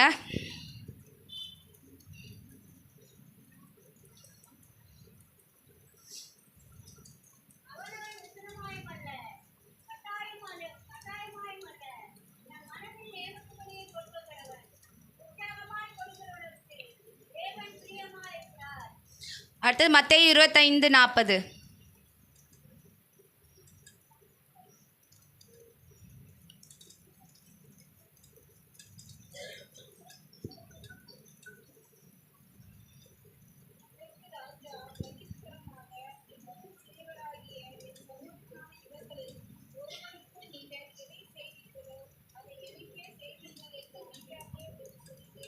ஹல்லேலூயா! எவ்வளோ அழகாக இருக்குது பாருங்கள் அந்த வசனம். இந்த சிறியரில் நீங்கள் எது செஞ்சாலும் அது யாருக்கு செய்கிறது தான் சமானமா? நம்மளுடைய தேவன், நம்மளுடைய மகா பெரிய தேவனுக்கு செய்கிறதா வந்து சமானம்னு சொல்லியிருக்காங்க வேதத்திலேயே. அப்படி இருக்கும்போது ஒவ்வொரு காரியமும் பார்த்து பார்த்து பார்த்து என்ன செஞ்சுருக்காங்க, அந்த சுனேமித்தாள் ஸ்ரீ அந்த பரிசுத்தவானுக்காக அழகாக ஏற்படுத்தி கொடுத்து அவங்க வீட்லேயும் தங்க வச்சு, போகும்போதெல்லாம் அவங்க அந்த ஸ்ரீ வீட்டுக்கு வந்து தான் என்ன பண்ணாங்க, தங்கி அந்த ஊழியத்தை அவர் கண்டினியூ பண்ணார். இப்போ கூட கேரல் ரவுண்ட் வந்திருப்பாங்க எல்லார் வீட்டுக்கும். யார் யாரெல்லாம் வேணான்னு சொன்னீங்கன்னு எனக்கு தெரியல. ஆனால் வந்தவங்க வீட்டுக்கெல்லாம் என்ன பண்ணோம், கண்டிப்பாக ஆசீர்வாதமா இல்லையா? ஆசீர்வாதமா இல்லையா? சில பேர் வீட்டில் என்ன பண்ணாங்க, ஹவுஸ் ஓனர் இல்லை, கத்துவாங்க, அந்த மாதிரி பண்ணுவாங்க, இந்த மாதிரி பண்ணுவாங்க சொல்லிட்டு சில பேர் வந்து வேணானாங்க. நம்மளுக்கு இப்போ கேரல் வந்ததுனால என்ன ஆசீர்வாதம் முதல்ல கிடைச்சிது சொல்லுங்கள்? பெரிய தூக்கு, 1/4 கிலோ வெயிட்டில் உள்ள ஒரு பெரிய தூக்கு கொடுத்தாரா பாஸ்டர்? கிஃப்ட் கொடுத்தாரா? ஆனால் அது மட்டும் ஆசீர்வாதம் இல்லைங்க. இந்த வருஷத்தோட கடைசியில் நம்ம இருக்கோம். இந்த வருஷத்தோட கடைசியில் நம்ம இருக்கும்போது இந்த கடைசி மாதத்தை பார்க்குறதே என்ன பண்ணுறது பெரிய விஷயமா இருக்குது. இதுலேருந்து நம்ம புதிய ஆண்டுக்குள்ளே கடந்து போகிறோம். புதிய ஆண்டு கடந்து போகிறது தான் பெரிய விஷயம். பாதி பேர் என்ன பண்ணாங்க, மறிச்சே போயிருக்காங்க இந்த வருஷத்தில். அப்படியே அந்த புயல்லேருந்து எவ்வளோ காரியத்துலேருந்து நம்மளை மீட்டிருக்க நம்ம தேவன் நம்மளை இது வரைக்கும் நம்மளை வழிநடத்தி கொண்டு வந்து நம்ம நன்றி செலுத்தணும்ல. அப்படிப்பட்ட ஒரு ரட்சகர் பிறக்க போகிறாருன்ற நற்செய்தியை சொல்கிறது தான் என்னதுங்க, கேரல் ரவுண்டு. அதை கூட சில பேர் என்ன பண்ணியிருக்காங்க, வேணான்னு சொல்லியிருக்காங்க. சரிங்களா, அது வந்து நான் தப்பாக சொல்லலை யாரையும். எதுக்கு அந்த ஆசீர்வாதத்தை கூட நம்ம மிஸ் பண்ணணும் சொல்லுங்கள். ஏன்னா நம்ம வருஷத்துக்கு ஒரு வாட்டி தான் நம்மளோட பண்டிகை ரொம்ப சந்தோஷமாக நம்மளோட கிறிஸ்துவோட பிறப்பை சந்தோஷமாக நம்ம கொண்டாடுறோம். அந்த ஆசீர்வாதத்தை நம்ம வேண்டான்னு சொல்ல வேண்டாம்னு நினைக்கிறேன். எங்கள் வீட்லேயே ஒரு காமெடி நடந்தது. எங்கள் அம்மா தப்பாக நினச்சிக்கலன்னா நான் சொல்கிறேன். திங்கக்கிழமை எங்கள் வீட்டுக்கு கேரல் வந்தாங்க. செவ்வாய்க்கிழமை திங்கக்கிழமை நைட்டு எனக்கு ஃபோன் பண்ணுறாங்க எங்கள் அம்மா. என்னம்மான்னு சொன்னேன், இது மாதிரி பாஷை வேணான்னு சொல்லுமா, வர வேணான்னு சொல்லு அப்படின்னு சொன்னாங்க. நான் சொன்னேன், எதுக்கு வேணான்னு சொல்கிறேம்மா அப்படின்னு. இல்லை வீடெல்லாம் க்ளீன் பண்ணல, அதனால் கேரல் ரவுண்டு வேணான்னு சொல்லுங்கள். எனக்கு வந்தது பாருங்கள் ஒரு கோவம். கத்துறதுக்கு எங்கள் அம்மா ஃபோனை கட் பண்ணிட்டே போயிட்டாங்க. அதுக்கப்புறம் என் பிரியமான தம்பி ஜான் அவங்க லைனில் வந்தாங்க. நீ சொல்கிறியா பாஷைக்கிட்ட, நான் சொல்லவா கேரல் ரவுண்ட். அது நான் சொன்னேன், பாஷை ஞாயிற்றுக்கிழமையே சொல்லிட்டார், யார் வீட்டுக்கும் வேணான்னா முன்னாடியே சொல்லணும் அப்படின்னு சொன்னேன். நீ இந்த டைமில் சொன்னேன்னா நான் சொல்ல மாட்டேன், நீ ஆச்சு உன் குடும்பமாச்சு நீயே பார்த்துக்கோ சொல்லிவிட்டு திட்டிட்டு வச்சுட்டேன். காசு இல்லை, எனக்கு காணிக்க கொடுக்க காசு இல்லை வேறு எதுனா ஏற்பாடு பண்ணலான்னு சொன்னால் கூட பரவாயில்ல, நான் பண்ணி கொடுப்பேன். வீடு க்ளீன் பண்ணலன்ற நான் நம்ம வீடு பார்க்கறதுக்கு வராங்க, நீங்களே சொல்லுங்களேன். வீடை பார்க்கறதுக்கு வராங்க இல்லை நம்மளை ஆசீர்வாதம் பண்ணுறதுக்கு கடைசி மாதத்தில் நம்ம கிறிஸ்துவோடைய பிறப்பை அவர் சந்தோஷமாக சொல்கிறதுக்காக வராங்க. அது மட்டும் இல்லாமல் புது வருஷம் வரப்போகுது, உங்களுக்கு நீங்கள் பயப்படாதீங்க, தைரியமாக இருங்க. நம்மளுக்காக யார் பிறந்திருக்காரு, கிறிஸ்து ரட்சகர் பிறந்திருக்காருன்ற ஒரு சந்தோஷமான நற்செய்தியை கொண்டு வரதுக்காக தான் ஊழியக்காரங்க நம்ம வீட்டுக்கு வந்து நம்மளை ஆசீர்வாதம் பண்ணி ப்ளஸ் பண்ணி கொடுக்கறதுக்காக வராங்க. அந்த தருணத்தை எதுக்கு நம்ம கேன்சல் பண்ணணும் சொல்லுங்கள். அதனால் நான் எங்கள் அம்மாவுக்கு அட்வைஸ் பண்ணேன். அதுக்கப்புறம் என்ன பண்ணியிருக்காங்க, வர வச்சுருக்காங்க போல். அதுக்கப்புறம் 2 நாள் கழிச்சு தான் எனக்கே தெரியும். நான் பேசவே இல்லை 3 நாளாக. அதுக்கப்புறமா சொன்னாங்க, பாஸ்டர் வந்தார், நாங்கள் பண்ணி கொடுத்தோம் அப்படின்னு சொல்லிட்டு. நம்ம வீடை பார்க்கறதுக்கோ அதெல்லாம் யாருக்கும் வரல. அவர் நம்மளோட மனசை பார்க்குறாரு, நம்மளோட காரியத்தை, நம்மளுடைய குடும்பத்தோட சந்தோஷத்தை பார்க்கறதுக்காக வராரு. நம்ம என்ன பிரச்சனையாக இருந்தாலும் அந்த டைம் அவர் ஜெபம் பண்ணும்போது நம்மளுக்கு ஒரு சந்தோஷம் இருக்கா, நம்மளுக்கு ஒரு ஆசீர்வாதம் வருதா, அந்த கேலண்டரு, ஒரு கேக்கு, கிஃப்ட் கொடுக்குறாரு, அதெல்லாம் கூட முக்கியம் கிடையாது. ஃபர்ஸ்டெல்லாம் கேரல் ரவுண்ட்னா நாங்கள் ஒரு பெரிய கேங்காகவே போயிருக்கோம். சின்ன வயசில் நடந்தே கூட போயிருக்கோம். அவ்வளோ பேர் இருப்பாங்க. இப்போ மாடர்ன் ஆக ஆக எல்லாமே என்ன ஆயிடுச்சு, சுருக்கமாக ஆயிடுச்சு. ஃபோனுக்குள்ளேயே எல்லாமே உலகமே இருக்கிற மாதிரி கேரல் ரோடுக்குன்னு ஆயிடுச்சு, சுருக்கமாகிடுச்சு. இருந்தாலும் அதுலேயும் ஒரு சந்தோஷம். அந்த சந்தோஷத்தை கூட நம்ம இழக்க தயாராக இருக்க வேணாம், நான் எல்லாரையும் கேட்டுக்கிறேன். சரிங்களா. அடுத்த இந்த சகோதரிக்கிட்ட இருந்த காரியம் என்னென்னா, 2 ராஜாக்கள் 4:13 வாசிங்கப்பா.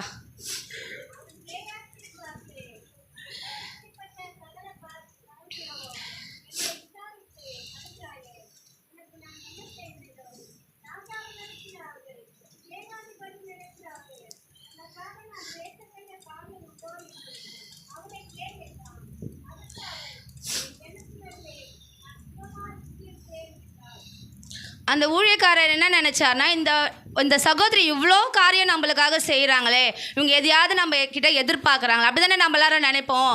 ஏதோ எதிர்பார்க்குறாங்க போல், ஏதோ அற்புதம் நம்மக்கிட்ட தேவைப்படுது போல், ஏதோ ஒரு காரியம். நம்ம குழந்தைங்க கூட நம்மக்கிட்ட காரியம் ஆகணுன்னா என்ன பண்ணுவாங்கம்மா, எனக்கு அது வேணுமா, எந்த ஹெல்ப் பண்ணுறோமா, அந்த ஹெல்ப். அப்போ ஏதோ ஒரு காரியம் ஆகணுன்றதுக்காக நம்ம பசங்க என்ன பண்ணுறாங்க, நம்மக்கிட்ட ஏதோ ஐஸ் வைக்கிறாங்கன்னு நம்ம நினைப்போம். அதே மாதிரி அந்த ஊழியக்காரரை என்ன பண்ணாருன்னா, அந்த மாதிரி யோசிச்சு என்ன கேட்குறாரு, அவங்க வேலைக்காரனை அவங்கள கூப்பிட்டு அவங்களுக்கு என்ன தேவைன்னு நீ கேளு. ஏதோ தேவை போல் நம்மக்கிட்ட, நீ இவ்வளோ சலிப்பில்லாமல், சலக்கரணைனா சலிப்பில்லாமல் எல்லா காரியத்தையும் எங்களுக்காக செய்றியே, உனக்கு என்ன வேணுமா அப்படி அவங்க என்ன சொல்கிறாங்க. அப்போ கூட அவங்கக்கிட்ட இருக்கிற குறைவை அவங்க சொல்லவே இல்லை. அவங்கக்கிட்ட ஒரு பெரிய ஒரு குறை இருந்துச்சு. என்னதான் வசதி இருந்தாலும் பணம் இருந்தாலும் எல்லாருக்கிட்டையும் எல்லார் மனசுலையும் ஒரு கஷ்டன்றது கண்டிப்பாக இருக்கும். அதை மாதிரி அப்போ கூட அவங்களோட அந்த குறைவை காட்டவே இல்லை. அவங்களுக்கு குழந்தை கிடையாது. என்ன கிடையாது, அவங்க ஹஸ்பண்டு ஒய்ஃப் 2 பேர் தான். அந்த ஊரில் அந்த காலத்துலலாம் குழந்தை இல்லைன்னா ரொம்ப மோசமாக நினைப்பாங்க பெண்களை. அந்த மாதிரி ஒரு காலகட்டத்தில் வாழ்ந்துட்டு இருந்த அந்த ஸ்ரீ அப்போ கூட என்ன பண்ணாங்க, சந்தோஷத்தோட அந்த முகத்தில் சந்தோஷத்தோட என்ன சொன்னாங்க, இல்லைப்பா நான் இல்லை ஐயா, நான் ரொம்ப சந்தோஷமாக இருக்கேன். இந்த ஜனங்களை மத்தியில் எனக்கு எந்த குறையும் கிடையாது, எல்லா வசதியோடு நான் எப்படி இருக்கேன், சந்தோஷமாக தான் வாழ்ந்துட்டுருக்கேன் அப்படின்னு சொல்லிட்டு அவங்க பாட்டு கிளம்பி போயிட்டாங்க. அப்போ அந்த கேஎஸ்சி கிட்ட திருப்பியும் எலிசா தீர்க்கதரிசி கேட்குறாரு, என்னப்பா இவங்களுக்கு எந்த குறையுமே இல்லை, எனக்கு தெரியும் அப்படின்னு சொல்கிறார். என்ன தெரியும் சொன்னால், அவங்களுக்கு குழந்தை கிடையாது, அவங்களுக்கு நம்ம எதனா பண்ணணும் அப்படின்னு சொல்லும்போது அப்போ சொல்கிறாரு. அப்போ அவர் கிளம்பும்போது அப்போ எலிசா தீர்க்கதரிசி அந்த அம்மாவை பார்த்து சொல்கிறார், நீ ஒரு காலகட்டத்தில் ஒரு குழந்தையே வச்சிட்ருப்ப, அடுத்த டைம் நான் வரும்போது என்ன பண்ணுவேன், ஒரு குழந்தைய வச்சுப்பா. அவருக்கு ஒரு தீர்க்க தரிசனமான ஒரு வார்த்தையை கொடுத்துட்டு போகிறாரு. அப்போ கூட இவங்க அது ஒரு கேர்லெஸ்ஸாக எடுத்துக்கிட்டாங்க, கொஞ்சம் சீரியஸாகவே எடுத்துக்கல. ஆனாலும் என்ன பண்ணார், கேர்லெஸ்ஸாக எடுத்தால் கூட அவங்களுடைய உபசரிப்பை எல்லாத்தையும் பார்த்து என்ன பண்ணார், கடவுள் அவங்களுக்கு ஒரு ஆண் குழந்தைய கொடுத்துட்டு இல்லாமல் அடுத்த காரியம் அடுத்து இவள் என்ன பண்ணாங்கன்னா 2 ராஜாக்கள் 4:13 படிங்க.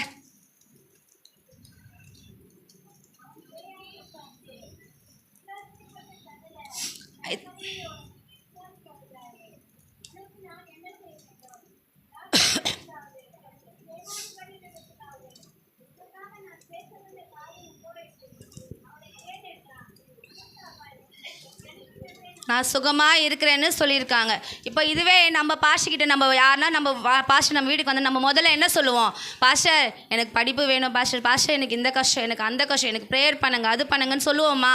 ஆனால் அவங்க என்ன பண்ணாங்க, அப்போ கூட அவங்களோட கஷ்டத்தை சொல்லாமல் கம்முன்னு இருந்ததுக்கப்புறமா கேஆசியாக போய் அவர்கிட்ட சொன்னதுக்கப்புறமா தான் அவங்களோட குறைவே என்னன்னு தெரியுது. அடுத்தது 4வது ஒரு காரியம் என்னென்னா 2 ராஜாக்கள்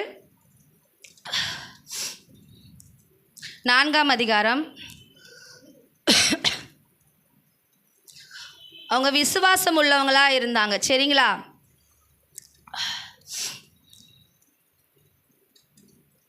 29வது வசனம் படிங்க. 4ஆம் அதிகாரம் 29 படிங்க.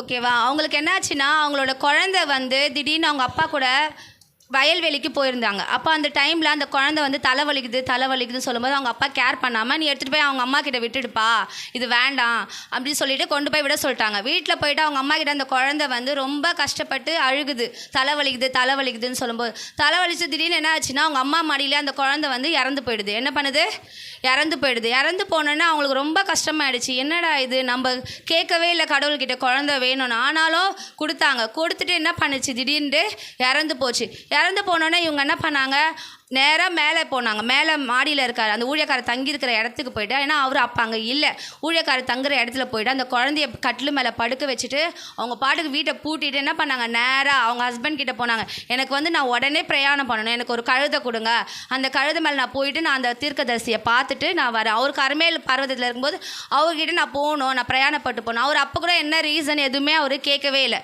நான் போகணுன்னு சொன்னோன்னா அவர் உடனே அரேஞ்ச் பண்ணி எல்லாமே கொடுத்து அனுப்பிட்டார்.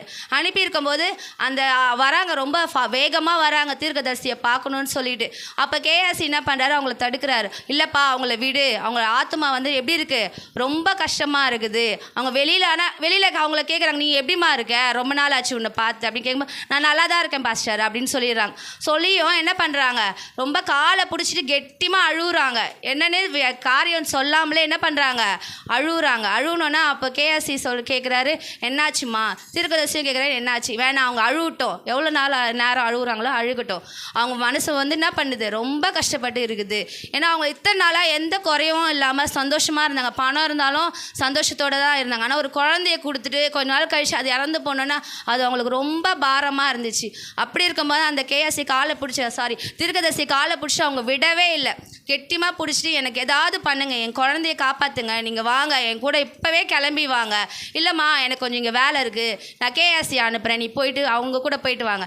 இல்லை நான் வேணாம். அப்போ கேஎஸ்சி சொல்கிற, நீ இந்த தடியை எடுத்துகிட்டு போய் அந்த குழந்தை மேலே போடுப்பா, அந்த குழந்தை உயிர் வந்துடும் அப்படின்னு சொல்லிட்டு சொல்கிறாரு தீர்க்கதரிசி. அவர் என்ன சொல்கிறார், சரி வாமா போகலாம். இந்த அம்மா அப்போ கூட வரவே இல்லை, இருந்தாலும் என்ன பண்ணுற, நீ போப்பா ஃபஸ்ட்டு, நாங்கள் வரோம் அப்படின்னு சொல்லிட்டு தீர்க்கதரிசி அனுப்பி விட்டுறாரு. அவர் போய் அந்த கொம்பை கொண்டு போய் குழந்தை முகத்து மேலே வச்சா கூட என்ன பண்ணல, குழந்தை விழிக்கவே இல்லை, அப்படியே தான் இருக்குது. அப்படி இருக்கும்போது வேண்டாம். அப்போ திரும்பி ரிட்டர்ன் வரும்போது அவர் சொல்கிறாரு, இந்த மாதிரி குழந்தை எழுந்துக்கவே இல்லை பாஸ்டர், நாங்கள் என்ன பண்ணுறது. அப்போ இருப்பா நானும் வரேன்னு சொல்லிட்டு வராரு, கூடவே அந்த அம்மா கூடவே வராரு. வந்து என்ன பண்ணுறாங்கன்னா, அந்த குழந்தை மேலே அவர் படுத்து அவரோட ஜெபம் பண்ணுறாரு. அந்த குழந்தை மேலே ஃபுல்லாக முகம் குப்புற விழுந்து படுத்து அவர் 7 தடவை அந்த குழந்தை என்ன பண்ணுறான், தும்பி. ஒரு பெரிய அற்புத அதிசயம் யாருக்கு நடக்குது, அந்த குழந்தைக்கு அவங்களுக்கு நடக்குது. அதெல்லாம் யாரால் நடந்தது, அந்த சூனியமித்தால் வச்சிருக்கிற அந்த விசுவாசம். அவங்க வந்து அந்த பாஷை விடவே இல்லை. நீங்கள் தான் எனக்கு குழந்தைக்கு ஏதாவது பண்ணணும், நீங்கள் தான் அந்த குழந்தைய எனக்கு கொடுத்தீங்க, நீங்கள் தான் அந்த குழந்தைய காப்பாற்றணும்னு சொல்லிட்டு என்ன பண்ணோம், கையோடு கூட்டிகிட்டு வந்து அந்த குழந்தையோட மேலே கூப்பிட்டு போயிட்டு அந்த குழந்தையோட ஒரு விசுவாசத்தை, அந்த சகோதரியோட விசுவாசத்தை பார்த்து அந்த குழந்தைக்கு ஒரு பெரிய விடுதலை கிடச்சிது. ஒரு பெரிய அற்புதம் யாருக்கு நடந்தது, சூனியமித்தால் ஸ்ரீக்கு நடந்தது. அதுக்கப்புறமா அவர் வந்து அந்த ஆசீர்வாதத்தோடு விடலை. அவங்க சாஷ்டாங்கமாக விழுந்து பணிந்து அந்த தீர்க்கதரிசி என்ன பண்ணுறாங்க, அவங்க கண்டு நன்றி சொல்கிறாங்க. யார்கிட்ட, தீர்க்கதரிசிக்கிட்ட. அந்த சூனியமித்தால் ஸ்ரீ, நீங்கள் ரொம்ப வல்லமையுள்ள பரிசுத்தவான்ப்பா, நீங்கள் எனக்கு வந்து நிறைய அற்புதம் செஞ்சுருக்கீங்கன்னு சொல்லிட்டு அந்த வைராகியத்தை, அவங்க மேலே வச்சிருந்த அந்த வைராகியத்தை அந்த சகோதரி கடைசி வரைக்கும் கைவிடாமல் அவங்கள அந்த அளவுக்கு வந்து நேசித்தாங்க. யாரை, ஊழியக்காரனை நேசிக்கிறது நம்மளை தேவனை நேசிக்கிற மாதிரி அவருக்கு பணிவிட செய்கிறது, அவர் நம்மளோட வாழ்க்கையில் அது ஒரு பெரிய அற்புதம் கண்டிப்பாக நடக்கும். நம்ம ஊழியக்காரர் தானே, நம்மளுக்கு அவருக்கு என்ன நம்ம பண்ணணுமா, நம்ம கொடுக்கணும். அவர் கொடுத்தாலும் கொடுக்கலனாலும் என்ன பண்ணுவார், நம்மளுக்காக ஜெபம் பண்ணுவார். நம்ம இந்த சபையை விட்டுட்டு போனாலும் என்ன பண்ணுவார், நம்மளுக்காக ஜெபம் பண்ணுவார். சரிங்களா? அதனால் நம்ம அந்த ஊழியக்காரருக்கு நம்ம பண்ணுற கனம் நம்மளுடைய தேவனுக்கு சமமாக இருக்குது. சரிங்களா? இந்த காரியத்தை கொடுத்த என் தேவனுக்கு நான் கோடான கோடி நன்றி செலுத்துகிறேன்.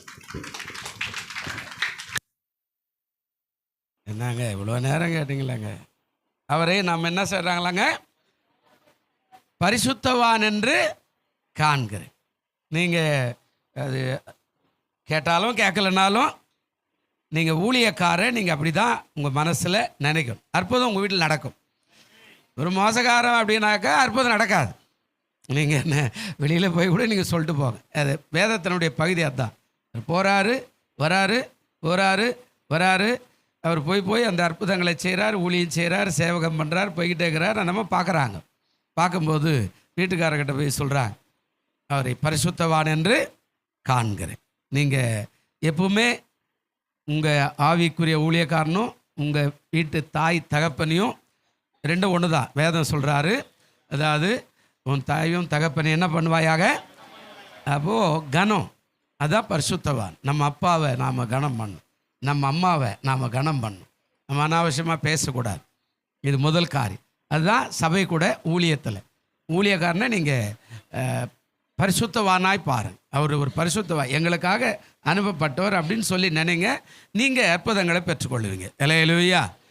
ரெண்டாவது, அந்த அம்மா பேசும்போது ரெண்டாவது ஒரு காரியம், அவர்கள் தங்களுடைய இல்லத்தை என்ன செய்தாங்க, கொடுத்தார்கள். இது ரொம்ப ஆச்சரியமான காரியம்தான். இதை ராத்திரி சொல்லும்போது நான் வந்து மணி 10:30 மணிக்கு இங்கே உட்காந்து அந்த அதிகாரத்தை நான் வாசித்தேன். ஆமாம், நிறைய காரியங்கள் நமக்கும் வெளிப்பட்டது. அப்போது பாருங்கள், பரிசுத்தவானுக்கு அடுத்தபடியாக தங்களுடைய வீட்டை, அதாவது உங்கள் வீட்டெல்லாம் ஊழியக்காரர் கொடுக்கணுன்னு அவசியம்லாம் ஒன்றும் இல்லை. ஆனால் அன்றைக்கு அந்த அம்மா வராங்க. அவர் எங்கே ஒரு இடத்துல ஓரமாக நிற்கிறாரு, ஒரு தெரு ஓரமாக நின்றுட்டு அற்புதம் செஞ்சுட்டு அவர் போயிடுறாரு. ஒரு மரத்தடியில் உட்கார்றாரு. அவர் வந்தால் இந்த பகுதிக்கு நம்ம வீட்டில் தான் தங்கணும்னு ஒரு வீடை அவர் ரெடி பண்ணுறாரு. ஒரு வீட்டை கொடுத்தாங்க. கொடுக்குற மனசு உண்மையாகவே இது ரொம்ப ஆச்சரியம். நாம் இல்லைன்னு எவ்வளோ நாளைக்கு சொல்லிக்கிட்டே இருந்தாலும் ஒன்றும் நன்மையெல்லாம் நடக்க போகிறது இல்லை. ஆமாம், கொடுக்குற மனசு ரொம்ப அவசியம். நீ எதாவது கூட ஆண்டவருக்கு, அந்த ஊழியக்காரன், ஆமாம், நீங்கள் உங்களுக்காக ஜெபிக்கிற அந்த ஊழியக்காரன், நம்ம தாய் தகப்பனுக்கு அடுத்தபடியாக ஊழியக்காரன் அடுத்தபடியாக நம்முடைய தாய் தகப்பனுக்கு அடுத்தபடி. நம்ம தாய் எப்படி நம்மளை கஷ்டப்பட்டு வளர்த்தாங்க, இதெல்லாம் நீங்கள் கண்ணோக்கி பார்த்தா நம்ம தாய் தகப்பனை சாகிற வரைக்கும் செத்து போன கூட நான் பேச மாட்டோம். ஆமாம், எனக்கு சொத்தே கிடைக்கல, ஆனால் எங்கள் அப்பா குறித்து நான் இது வரைக்கும் நான் யாருக்கிட்டையும் தப்பாகவே பேச மாட்டேன். அவர் சம்பாரித்த சொத்தில் எனக்கு ஆரம்பத்தில் வந்திருந்தால் எனக்கு 2 லட்சம் ரூபாய் வந்திருக்கணும். அவர் எனக்கு கொடுக்க வேண்டிய பங்குன்னா நான் இன்ன வரைக்கும் வாங்கவே இல்லை, எனக்கு கொடுக்கவே இல்லை.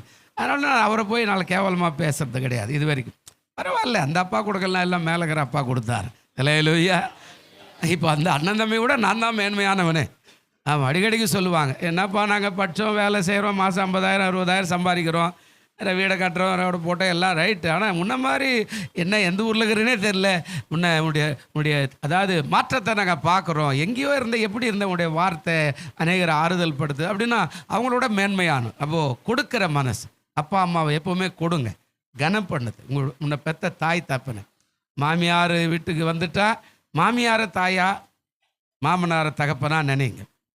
அதே போல் மருமகனும் மாமியாரும் மாமனாரும் அப்படியா நினைங்க.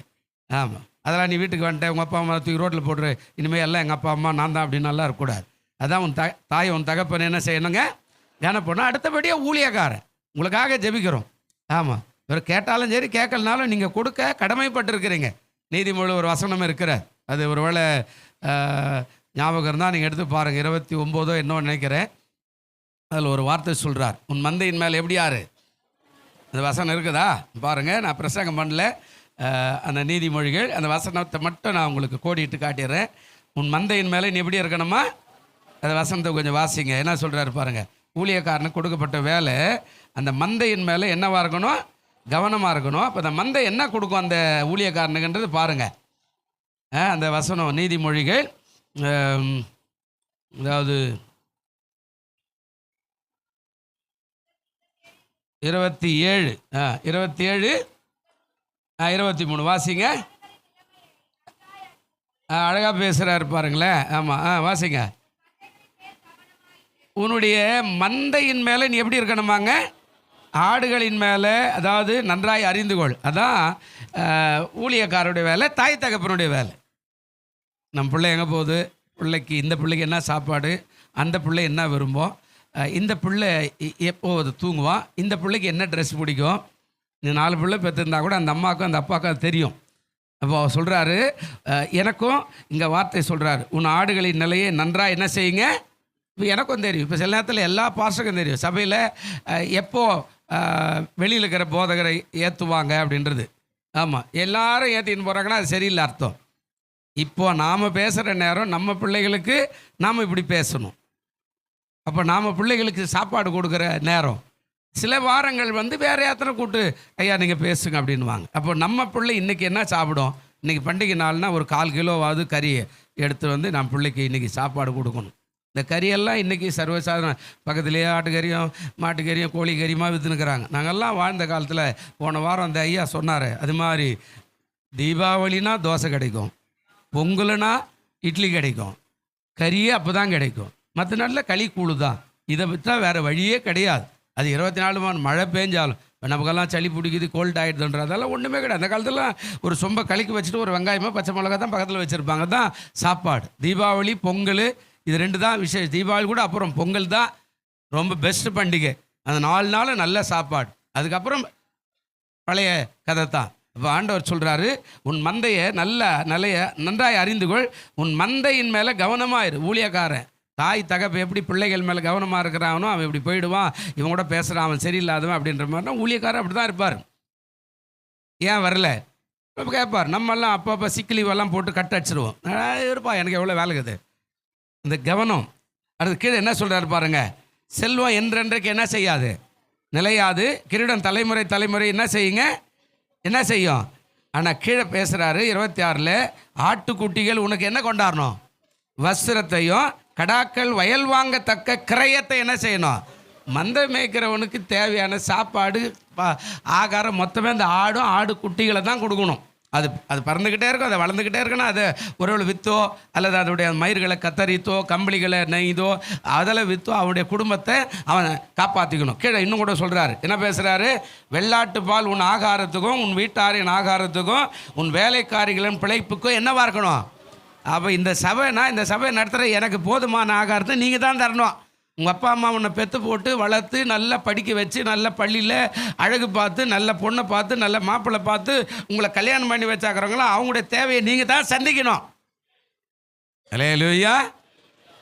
அது ஆணாக இருந்தாலும் பெண்ணாக இருந்தாலும் அதான். அப்போ ஊழியக்காரங்க உட்காந்துக்கிறேன்னா அந்த ஆள் கூட கொடுத்தா என்ன கூட காட்டி போனேன் ரொம்ப மோசமாக அப்படியெல்லாம் நீங்கள் சொல்லிட்டு போனால் நீங்கள் ஆசீர்வாதம் பெறவே முடியாது. இந்த சபை விட்டு எந்த சபை கூட போயிடலாம், நான் அதை பற்றியாலும் கவலையே பட மாட்டேன். ஆனால் நீ தான் கொடுக்கணும் ஊழியக்காரனுக்கு. ஹல்லேலூயா. உன்னை நம்பி தான் அவனை இங்கே வச்சுக்கிறார். ஆமாம், நீ என்னுடைய சாப்பாடு, என் ட்ரெஸ்ஸு, என் வீட்டு வாடகை, என் தேவையெல்லாம் மொத்தமே இந்த மந்தை தான் சந்திக்கணும். அடுத்த மந்தை எனக்கு கொடுக்குதுன்னா இப்போ நீ சரியில்லைன்னு அர்த்தம், நீ வளரலை. அடுத்த மந்தை யாரோ ஒருத்தர் கூட பாவம் அந்த பாஸ்ட்டு. ஒரு முறை நான் அப்படி போயிருந்தேன், ஒரு கடையில் உட்காந்துருக்கும் போது என் செருப்பு ஒருத்தர் பார்த்தார், ரொம்ப கிழிஞ்சு போய்க்குதே அப்படின்னார். வாங்கணும் அப்படின்னா காசு கிடையாது. ஆனால் அவர் கடைன்னு உட்கார வச்சுட்டு வண்டி எங்கள் கடைக்கு கொஞ்சம் நேரம் பார்த்துட்டுங்க, நான் வீட்டுக்கு போய் வரணும் போனேன். நேராக போனார், வேறு ஒரு கடைக்கு போய் இந்த சைஸ் அவர் எப்படி பார்த்தாருன்னு தெரியல, போய் ஒரு 250 மதிப்புள்ள ஒரு செருப்பு எடுத்து வந்து கையில் கொடுத்து, ஐயா அது தூக்கி குப்பையில் போடுறேன், இதை போட்டு. இவன் நான் கேட்கலையே. இல்லைங்க ஊழியக்காரன், நீங்கள் இந்த மாதிரியெல்லாம் பிச்சைக்கார மாதிரியெல்லாம் போட்டு போனால் நல்லா இருக்காது. யாரோ ஒரு சபை விசுவாசி அவர். அப்போ நீங்கள் நம்மளை பார்த்து நம்ம பாஸ்டர் ரொம்ப மோசமா அப்படியே பிச்சைக்கார மாதிரியே இருக்கிறான் பாருப்பா அப்படின்ற மாதிரி காட்டலாம். நீங்கள் உங்கள் அப்பா அம்மா எப்படி கனம் பண்ண, இல்லை ஊழியக்காரன் கனம் பண்ண, அதை கொடுக்குற மனப்பான்மை. அதனால் நீங்கள் மொத்தமே கொடுத்துருங்க, நான் வாங்கி வச்சேன் அப்படியெல்லாம் கிடையாது. நான் நேற்று தான் இங்கே வச்சுருந்த கடைசியாக ஒரே ஒரு கேக்கை நான் எடுத்து சாப்பிட்டேன். சொன்னால் தான் தப்பா இன்றைக்கி தான் சாப்பிட்றேன். எல்லாருக்கும் 75-78 கேக்கு வாங்கி கொடுத்துக்கிறேன். நான் இது வரைக்கும் ஒவ்வொரு குடும்பத்துக்கு வெளியில் எல்லாம் அது இல்லாமல் வந்த போன ஊழியக்காரெல்லாம் இது வரைக்கும் சாப்பிடு. எனக்கு அதெல்லாம் ஒன்றும் பிரச்சனை கிடையாது. எல்லாரையும் கனப்படுத்தி மகிழ்ச்சி அடைய செய்யணும். அல்லேலூயா. மூணாவது அந்த அம்மா சொன்னாங்க, இன்னொரு காரியம் சொன்னாங்க. என்ன சொன்னாங்க? நமக்குதா, நான் என் சமூகத்தில் எப்படி இருக்கிறேன். என்னங்க இந்த அம்மா பேசும்போது என்ன சொல்லிச்சு அந்த அம்மா? நான் என் மக்கள் மத்தியில், என் ஜனத்தின் மத்தியில், என் தேசத்தின் மத்தியில் நான் பரிபூர்ணமாய் எப்படி இருக்கிறேன். நான் எப்படி, அந்த வசனம் உங்களுக்கு தெரியுதா? அந்த 2 அதிகாரத்தில் அந்த பேசும்போது என்ன சொல்லிச்சுங்க? நான் எப்படி இருக்கிறேன்? என் ஜனத்தின் நடுவில் நான் எப்படி இருக்கிறேன்? சுகமாய். இப்போது கஷ்டத்தை வெளியில் போய் பிச்சைக்கார மாதிரி யாருக்கிட்டே காட்டக்கூடாது. நீங்கள் கூட ஆமாம், இங்கே ஒரு சில பேர் வருவாங்க, ரொம்ப கஷ்டத்தின் மத்தியெல்லாம் ஊழியம் செய்யும் போதெல்லாம் வெளியில் போய் பக்கத்து கடையிலே போய் கேவலமாலாம் சொல்லிட்டு போன ஆட்கள் நிறையா. ஆனால் உருப்படலை. சொல்லக்கூடாது. என்னுடைய நாமத்தை வீணில் என்ன செய்யாத வழங்க, ஜாக்கிரதையாக இருக்கணும். இது உனக்கான சபை, இது உனக்கான வீடு, இது உங்கள் அப்பா அம்மா, அதான் குடும்பத்தில் உலக பிறகுமா உன்னை பெத்த தாய் தகப்பன் ஏறு ஓட்டினா கூட உன்னுடைய படிப்புக்காக அவன் ரத்த வேறு சிந்தி சம்பாரித்து போடுறாங்க. தாய் தன்னுடைய சாப்பாட்டை அந்த அம்மா சாப்பிடுறது இல்லை, என் பிள்ளை வருவான் பசி தாங்க மாட்டான்னு வச்சு கொடுக்குறாங்கன்னா அந்த காரியத்தை நினைக்கணும். அதுதான் ஊழியக்காரனுடைய வேலையும். ஆமாம், நீ என்ன நினைக்கிற? எடா விடுப்பா, யார் கொடுத்தா என்ன கூட கேட்டே படி எப்படியா போகிறேன் நமக்கு என்ன அப்படின்ற. ஆனால் அந்த தாயினுடைய வேர்வை தான் உன்னுடைய எதிர்கால படிப்பு. நான் இப்போ நினைக்கிறேன், நம்மளை கொஞ்சமாவது படிக்க வச்சார் எங்கள் அப்பா. எங்கள் வீட்டு ஃபேமிலி எல்லாமே ஹெட்மாஸ்டர் ஃபேமிலி தான் இப்போ கூட. ஆமாம், எல்லாமே எங்கள் தங்கச்சி ஹெட்மாஸ்டர், எங்கள் தம்பி ஹெட்மாஸ்டர், எங்கள் அண்ணி ஹெட்மாஸ்டர், எங்கள் அண்ணன் அக்ரிகல்ச்சரில் பெரிய தலைவர், எல்லாம் எங்கள் தங்கச்சி பிள்ளைங்கள்லாம் டாக்டர் எல்லாமே. பட் எனக்கு கொஞ்சம் தான் படிப்பு. ஆனால் அந்த படிப்பு கூட நம்மளை நான் தகப்பேன் படிக்க வச்சனால தான் சென்னையில் வந்து நாம் இந்த அளவுக்கு ஊழியத்தை செய்ய கிருபை கொடுத்தார். அல்லேலூயா. இதை நினைக்கணும் நீ. அப்போ நம்ம வீட்டில் நம்ம அப்பா அம்மா நம்மளை எப்படி கஷ்டப்பட்டாங்க அப்படின்னு நினைக்கணும். 1. 2வது ஆவிக்குரிய தகப்பனாக இருக்கிற ஊழியக்காரனை நினைக்கணும். இந்த சபைக்கு வந்து நான் எப்படி வளர்ந்தேன், எப்படி இருந்தேன், எப்படி ஆனேன், அந்த மனுஷனுடைய முழங்கால். நான் ஒரு சிலரை இந்த சபை விட்டு போனவங்களெல்லாம் கூட நினச்சி ரொம்ப வருத்தப்பட்டுருக்கிறேன். ஒரு ஃபேமிலி பக்கத்தில் தான், அவர் இந்த ஊழியர் கொடுத்து கூட போன தரம் வந்தார். எனக்கு டோக்கனே கொடுக்கலையா பாஸ்டர், வாங்கிட்டு போங்க ஐயா, உனக்கு இல்லைன்னா யார். என்னுடைய ஃபேமிலி பிரிகிற நேரத்தில் நான் இதயத்தில் தான் உட்காந்துப்பாங்க. நான் திரிசூலமலையில் அதிகாலையில் 5 மணிக்கு ஏறி வண்டியில் போய் மலை மேலே உட்காந்து கண்ணீரோடு அழுவேன். பிரியக்கூடாது. இந்த பேர் ஷாலோம் சபைனா இது உள்ளே வந்தவன் சமாதானம் 2 பேரும் தனித்தனே பிரிஞ்சு போனா அது இந்த சபைக்கு கெட்ட பேர் இல்லை, உமக்கு தான் ஆண்டவரே. அவங்க ஒன்று சேரணும். அல்லேலூயா. இன்றைக்கி ஒன்றா ஆகிட்டாங்க, பெரிய வீடு வாசல் வேலை, பட் அதெல்லாம் பிரச்சனை இல்லை எனக்கு. அவங்க போயிட்டாங்க, நம்மளை பற்றி குறையெல்லாம் பேசிட்டாங்க, அது அப்புறங்க. அது என்னுடைய நோக்கம். அப்போது அந்த ஊழியக்காரன் அந்த அம்மா கேட்குறாங்க, நான் என் ஜனத்தின் மத்தியில் சுகமாக, எந்த கஷ்டத்தையும் இயேசுக்கு நான் அதற்கு விரோதமாக பேசுகிறாதீங்க. இந்த சபையை குறித்து போய் வெளியில் எங்கேயும் கேவலமாக பேசாதீங்க.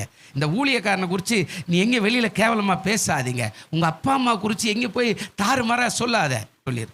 அதனால் நம்முடைய ஊழியக்காரன், நம்முடைய சபை, நம்முடைய குடும்பம், இதெல்லாம் நீங்கள் வெளியில் போய் தாறுமாறாக பேசக்கூடாது. அது வீணில் வழங்கும்போது தேவன் விருப்பப்பட மாட்டார், உன்னை ஆசீர்வதிக்கலாம் மாட்டார்.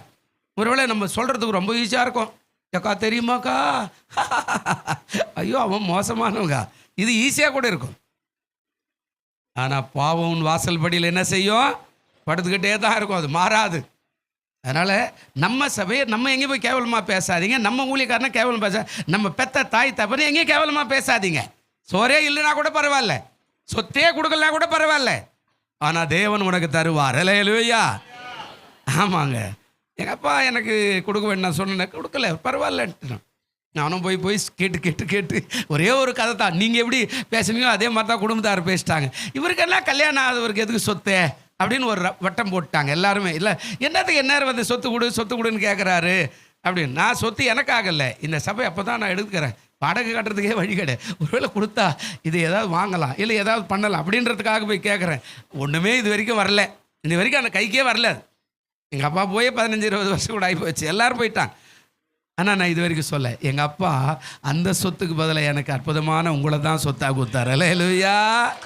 நான் இது வரைக்கும் நான் பயப்படவே இல்லைங்க, நான் எதை பற்றியுமே கவலைப்பட்டது, வாரி வழங்கியிருக்கிறேன். இப்போ கூட நீங்கள் கொடுத்த காணிக்கைக்கான வந்த எல்லாருக்கும் நேற்று வரையில் எல்லாத்தையுமே நான் ஒன்றும் அதெல்லாம் எனக்கு சந்தோஷம்னா உங்களை கொடுத்தா எனக்கு சந்தோஷம், நீங்கள் நல்லா இருந்தீங்க எனக்கு சந்தோஷம்.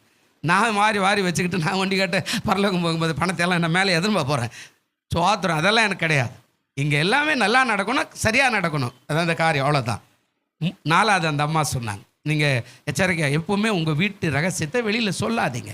நான் என் ஜனத்தான் நடுவில் எப்படி இருக்கிறேன், அவளுக்கு பிள்ளை இல்லை, அது ஊழியக்காரனுக்கு தெரியுன்றதெல்லாம் அப்புறம் கதை, இது கடவுளுக்கும் தெரியுன்றது அப்புறம் கதை. ஆனால் அவள் சொன்னா, எப்போதுமே என் ஆண்டவர் நல்லா வச்சிருக்கிறார். அல்லேலூயா. நீங்கள் சொல்லணும் எப்போவுமே, என் ஆண்டவர் நல்லா வச்சுக்கிறார் ஐயா. இந்த சாட்சி சொல்லும்போது சொன்னாங்கல்ல, என்னை கடவுள் நல்லா வச்சுக்கிறார். ஆமாம், அந்த நன்றி எப்போவுமே இருக்கணும். என்னை வச்சுக்கிறார், நல்லா வச்சுக்கிறார் அப்படி சொல்லணும். என் ஜனத்தார் மத்தியில் எனக்கு எந்த பிரச்சனை இல்லையா, நான் நல்லா இருக்கிறேன். எங்கள் தங்கச்சி எங்கள் தம்பி எல்லாம் கேட்கும்போது என்ன கிறிஸ்மஸ் வருது எதனா, அதெல்லாம் ஒன்றும் தேவையில்லைடா, எனக்கு எங்கள் அப்பா இருக்கிறார், எங்கள் அப்பா எனக்கு கொடுத்துக்கிற பிள்ளைங்க இருக்கிறாங்க, எனக்கு ஒரு பிரச்சனையும் கிடையாது, நீங்கள் எதுவும் எனக்கு நான் அனுப்ப வேண்டாம் அப்படின்னு. ஏன்னா நம்ம அந்த ரகசியத்தை கத்தரை வீணில் வழங்கக்கூடாது. ரொம்ப கஷ்டப்படுறேன்டா, கடவுள் நம்பி வந்துட்டேன், ஒன்றுமே கொடுக்கல அப்படின்னா ஆண்டவரை துக்கப்படுத்துகிற மாதிரி அது செய்யாதீங்க. 4வது ஒரு காரியத்தை சொன்னாங்க அந்த அம்மா. என்ன சொன்னாங்க? அவள் எப்படி இருந்தாலும் விசுவாசம் உள்ளவன். இப்போ அந்த பிள்ளை அவன் கேட்குறான், ஆண்டவருக்கு தெரியும் யாருக்கு என்னென்ன வேணும், உங்களை எல்லாருக்கும் என்ன, நான் ஒரு நினைக்கல கூட அவருக்கு உங்களை பற்றி நல்லா தெரியும், உங்களுடைய இருதயங்களை என்ன செய்கிறாராம், ஆராய்ந்து அறிந்திருக்கிறவர், உனக்கு என்ன வேணும் அவருக்கு நல்லா தெரியும். மத்தேயு 6 சொல்லும்போது ஒரு வார்த்தை சொன்னார், நீங்கள் அறை வீட்டுக்குள்ளே பிரவேசித்து அந்த ரங்கத்தில் பார்க்கிற உன் பிதாவை நோக்கி விண்ணப்பம் பண்ணு, அப்போது உங்களுக்கு எப்படி அனுப்புவாராம், வெளியேற 4 பேர் பார்க்குற மாதிரி. அதுக்கு அடுத்த முன்ன பின்ன ஒரு 2 வசனம் வரும். என்ன வசனம் சொல்கிறாரு?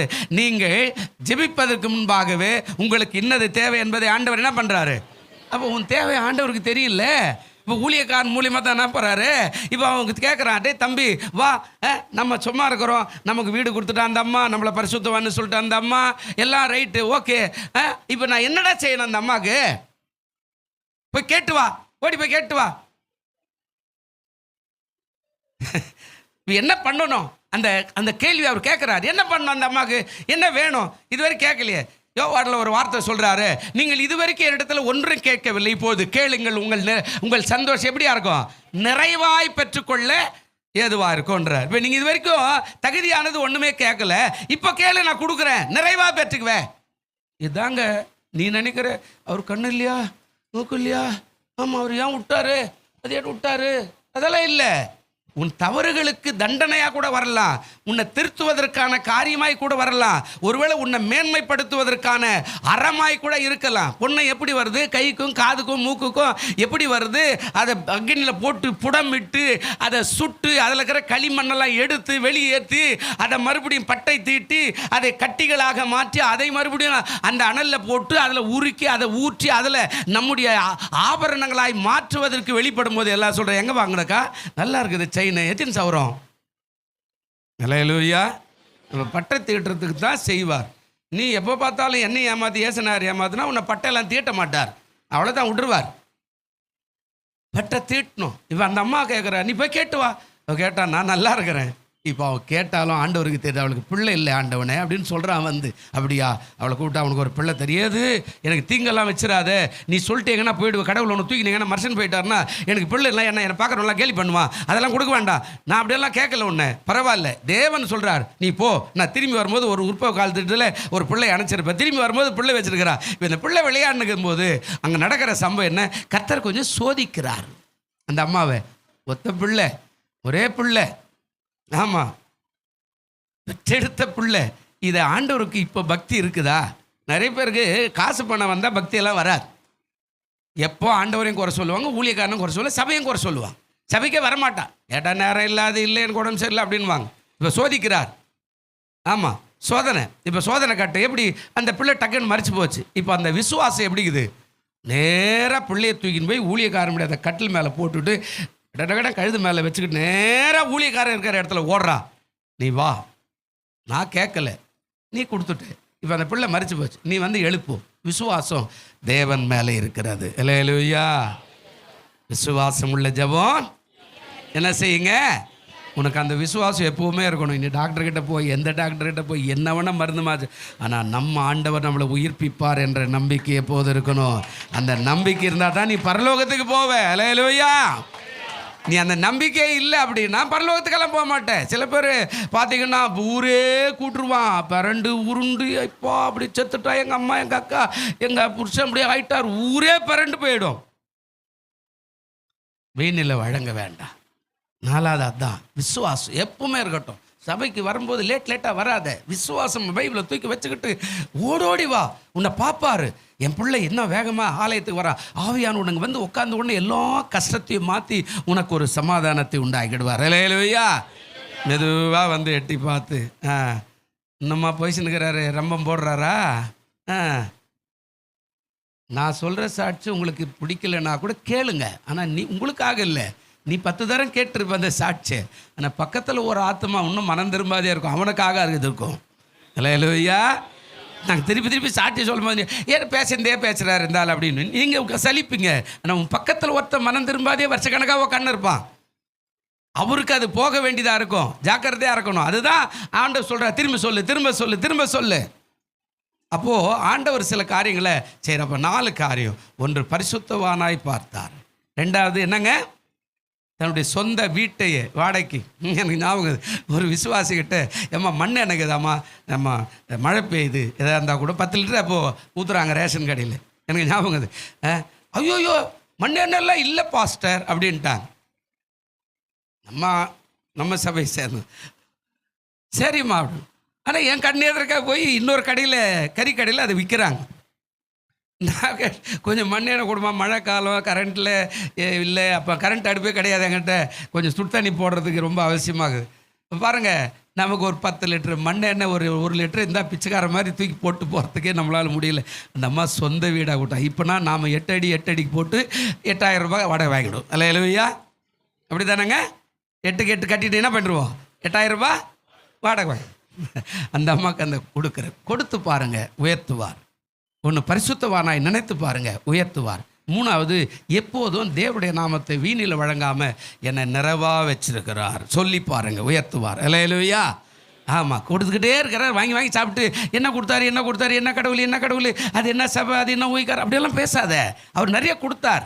ஆமாம், எத்தனையோ பணம் இந்த தெருவில் போகுது, நான் பார்த்துக்கிட்டே இருக்கிறேன். திடீர்னு போனவன் நல்லா இருக்கிறான்.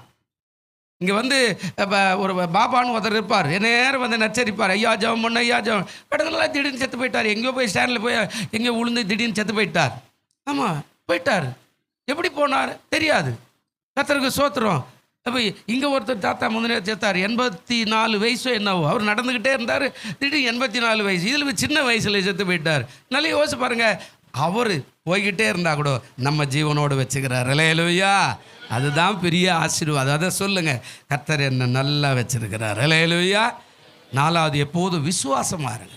நீ ஜெபிக்க உட்காரும் போது விசுவாசமாக இரு, கர்த்தர் உங்களை ஆசீர்வதிப்பார். இந்த பகுதியில் இன்னும் நிறையா இருக்குது, பேச வேண்டாம்.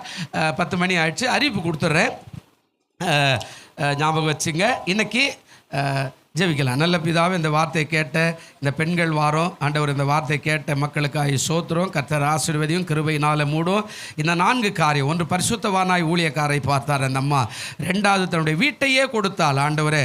3வது, அவன் ஜனத்தன் மத்தியில் நல்ல வாழ்ந்து கொண்டிருந்தவளை தேவன் நினைத்து அவளுக்கு ஒரு பிள்ளை கொடுத்தி. 4வது, அந்த பிள்ளை உயிர்ப்பிக்கிற விசுவாசத்தை தந்திர அதற்காக சோத்திரம். கேட்ட பார்த்து கொண்டிருக்கிற அத்தனையும் ஆசீர்வாதமாய் மாற்றுவீராக இயேசுவின் நாமத்தில் வேண்டிக் கொள்கிறோம் நல்ல பிதாவே, ஆமென். சாய்க்கும் கல் நீரையா, மூளை கல் நீரையா, தலை சாய்க்கும் கல் நீரையா, மூளை கல் நீரையா, ஏல் பெத்தே இது வானத்தின் வாசல், ஏசையா ஆசீர்வாதத்தின் வாசல், தலை சாய்க்கும் கல் நீரையா, மூளை கல் நீரையா, மேற்கும் கிழக்கும் வடக்கு தெற்கு அரம்புவா என்றீரே, பூமியின் புலை போல் உன் சந்ததி பெருகும் என்று வாக்குரைத்தீரே, மேற்கு கிழக்கு வடக்கு தெற்கு பரம்புவா என்றீரே, பூமியின் தூளை போல் சந்ததி பெருகும் என்று வாக்குரைத்தீரே, ஏல் பெத்தே இது வானத்தின் வாசல், ஏசையா ஆசீர்வாதத்தின் வாசல், பூமியின் வம்சங்கள் உனக்குள் சந்ததிக்குள் ஆசீர்வதிக்கப்படும் என்று வாசி வாய்க்காலாக என்னை மாற்றினீரே, பூமியின் வம்சங்கள் உனக்குள் சந்ததிக்குள் ஆசீர்வதிக்கப்படும் என்று ஆசீர்வாதலாலே என்னை மாற்றினீரே, சொன்னதை செய்யும் அளவும் என்னை கைவிடவே மாட்டீ,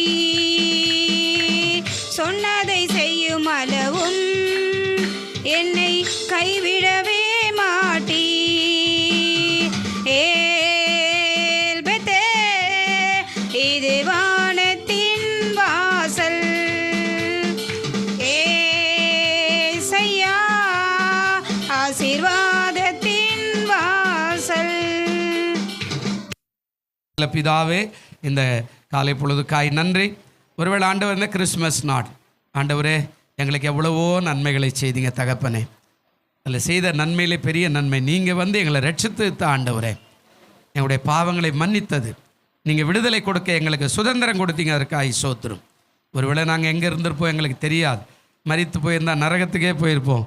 ஆனால் கர்த்தர் எங்களுக்கு ஜீவனை கொடுத்து சுகத்தை கொடுத்து இந்த திருச்சபைக்கு வரவழைத்து ஆண்டவரை இங்கே வந்த அத்தனை பேருக்கும் திருமணங்கள் செய்து அவர்கள் பிள்ளைகளை பெற்று அவர்களுடைய பிள்ளைகள் இங்கே வந்து ஆராதிக்க பாட, அம்மாண்டவரே இந்த சண்டே கிளாஸில் உட்கார, வாலிபர் கூட்டத்தில் உட்கார எவ்வளவாய் அற்புதங்களை இந்த பிள்ளைகளுக்கு நீ செய்திருக்கிறேன், அதற்காக சோத்துரு ஆண்டவரே.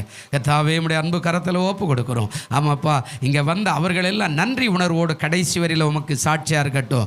இங்கே வந்து அவர்கள் திருமணம் செய்து அவர்கள் பிள்ளைகளை பெற்று அவர்களுடைய பிள்ளைகளுக்கே இங்கே திருமணம் செய்யும்போது அவர்கள் எல்லாரும் ஆண்டவருக்கு நன்றி உள்ள பிள்ளைகளாய் பாத்திரங்களாய் எப்போதும் இருக்க கர்த்தர் கிருபை செய். இன்றைக்கு கேட்ட அந்த வார்த்தையின்படி ஆண்டவரே அப்பா, குடும்பத்தில் இருக்கிற பெரியவர்களை ஆண்டவரே ஊழியக்காரனை பரிசுத்தவானாய் நினைக்கவும், ஆண்டவரே தங்களுக்கு உண்டானதை கர்த்தருடைய ஊழியக்காரனை கொடுத்தது போல தன் தாய் தகப்பனுக்கும் தன்னுடைய ஊழியக்காரனுக்கும் இன்முகத்தோடு கூட கொடுக்கிற பிள்ளைகளாய் மாற்றும். 3வது ஆண்டவரே அவருடைய குறைவு எங்கேயுமே வெளியே தெரியாத அளவுக்கு ஆண்டவரை பார்த்து தேவனிடத்தில் மாத்திரமே ஜெபித்த ஒரு சகோதரி அந்த மகளை நீர் வச்சுங்களேன். ஆண்டவரே, அந்த மீதி இருக்கிற குறைகளை கூட நீங்கள் கொடுத்து உதவி செய்து போல கொடுத்து உதவி செய்யுங்க.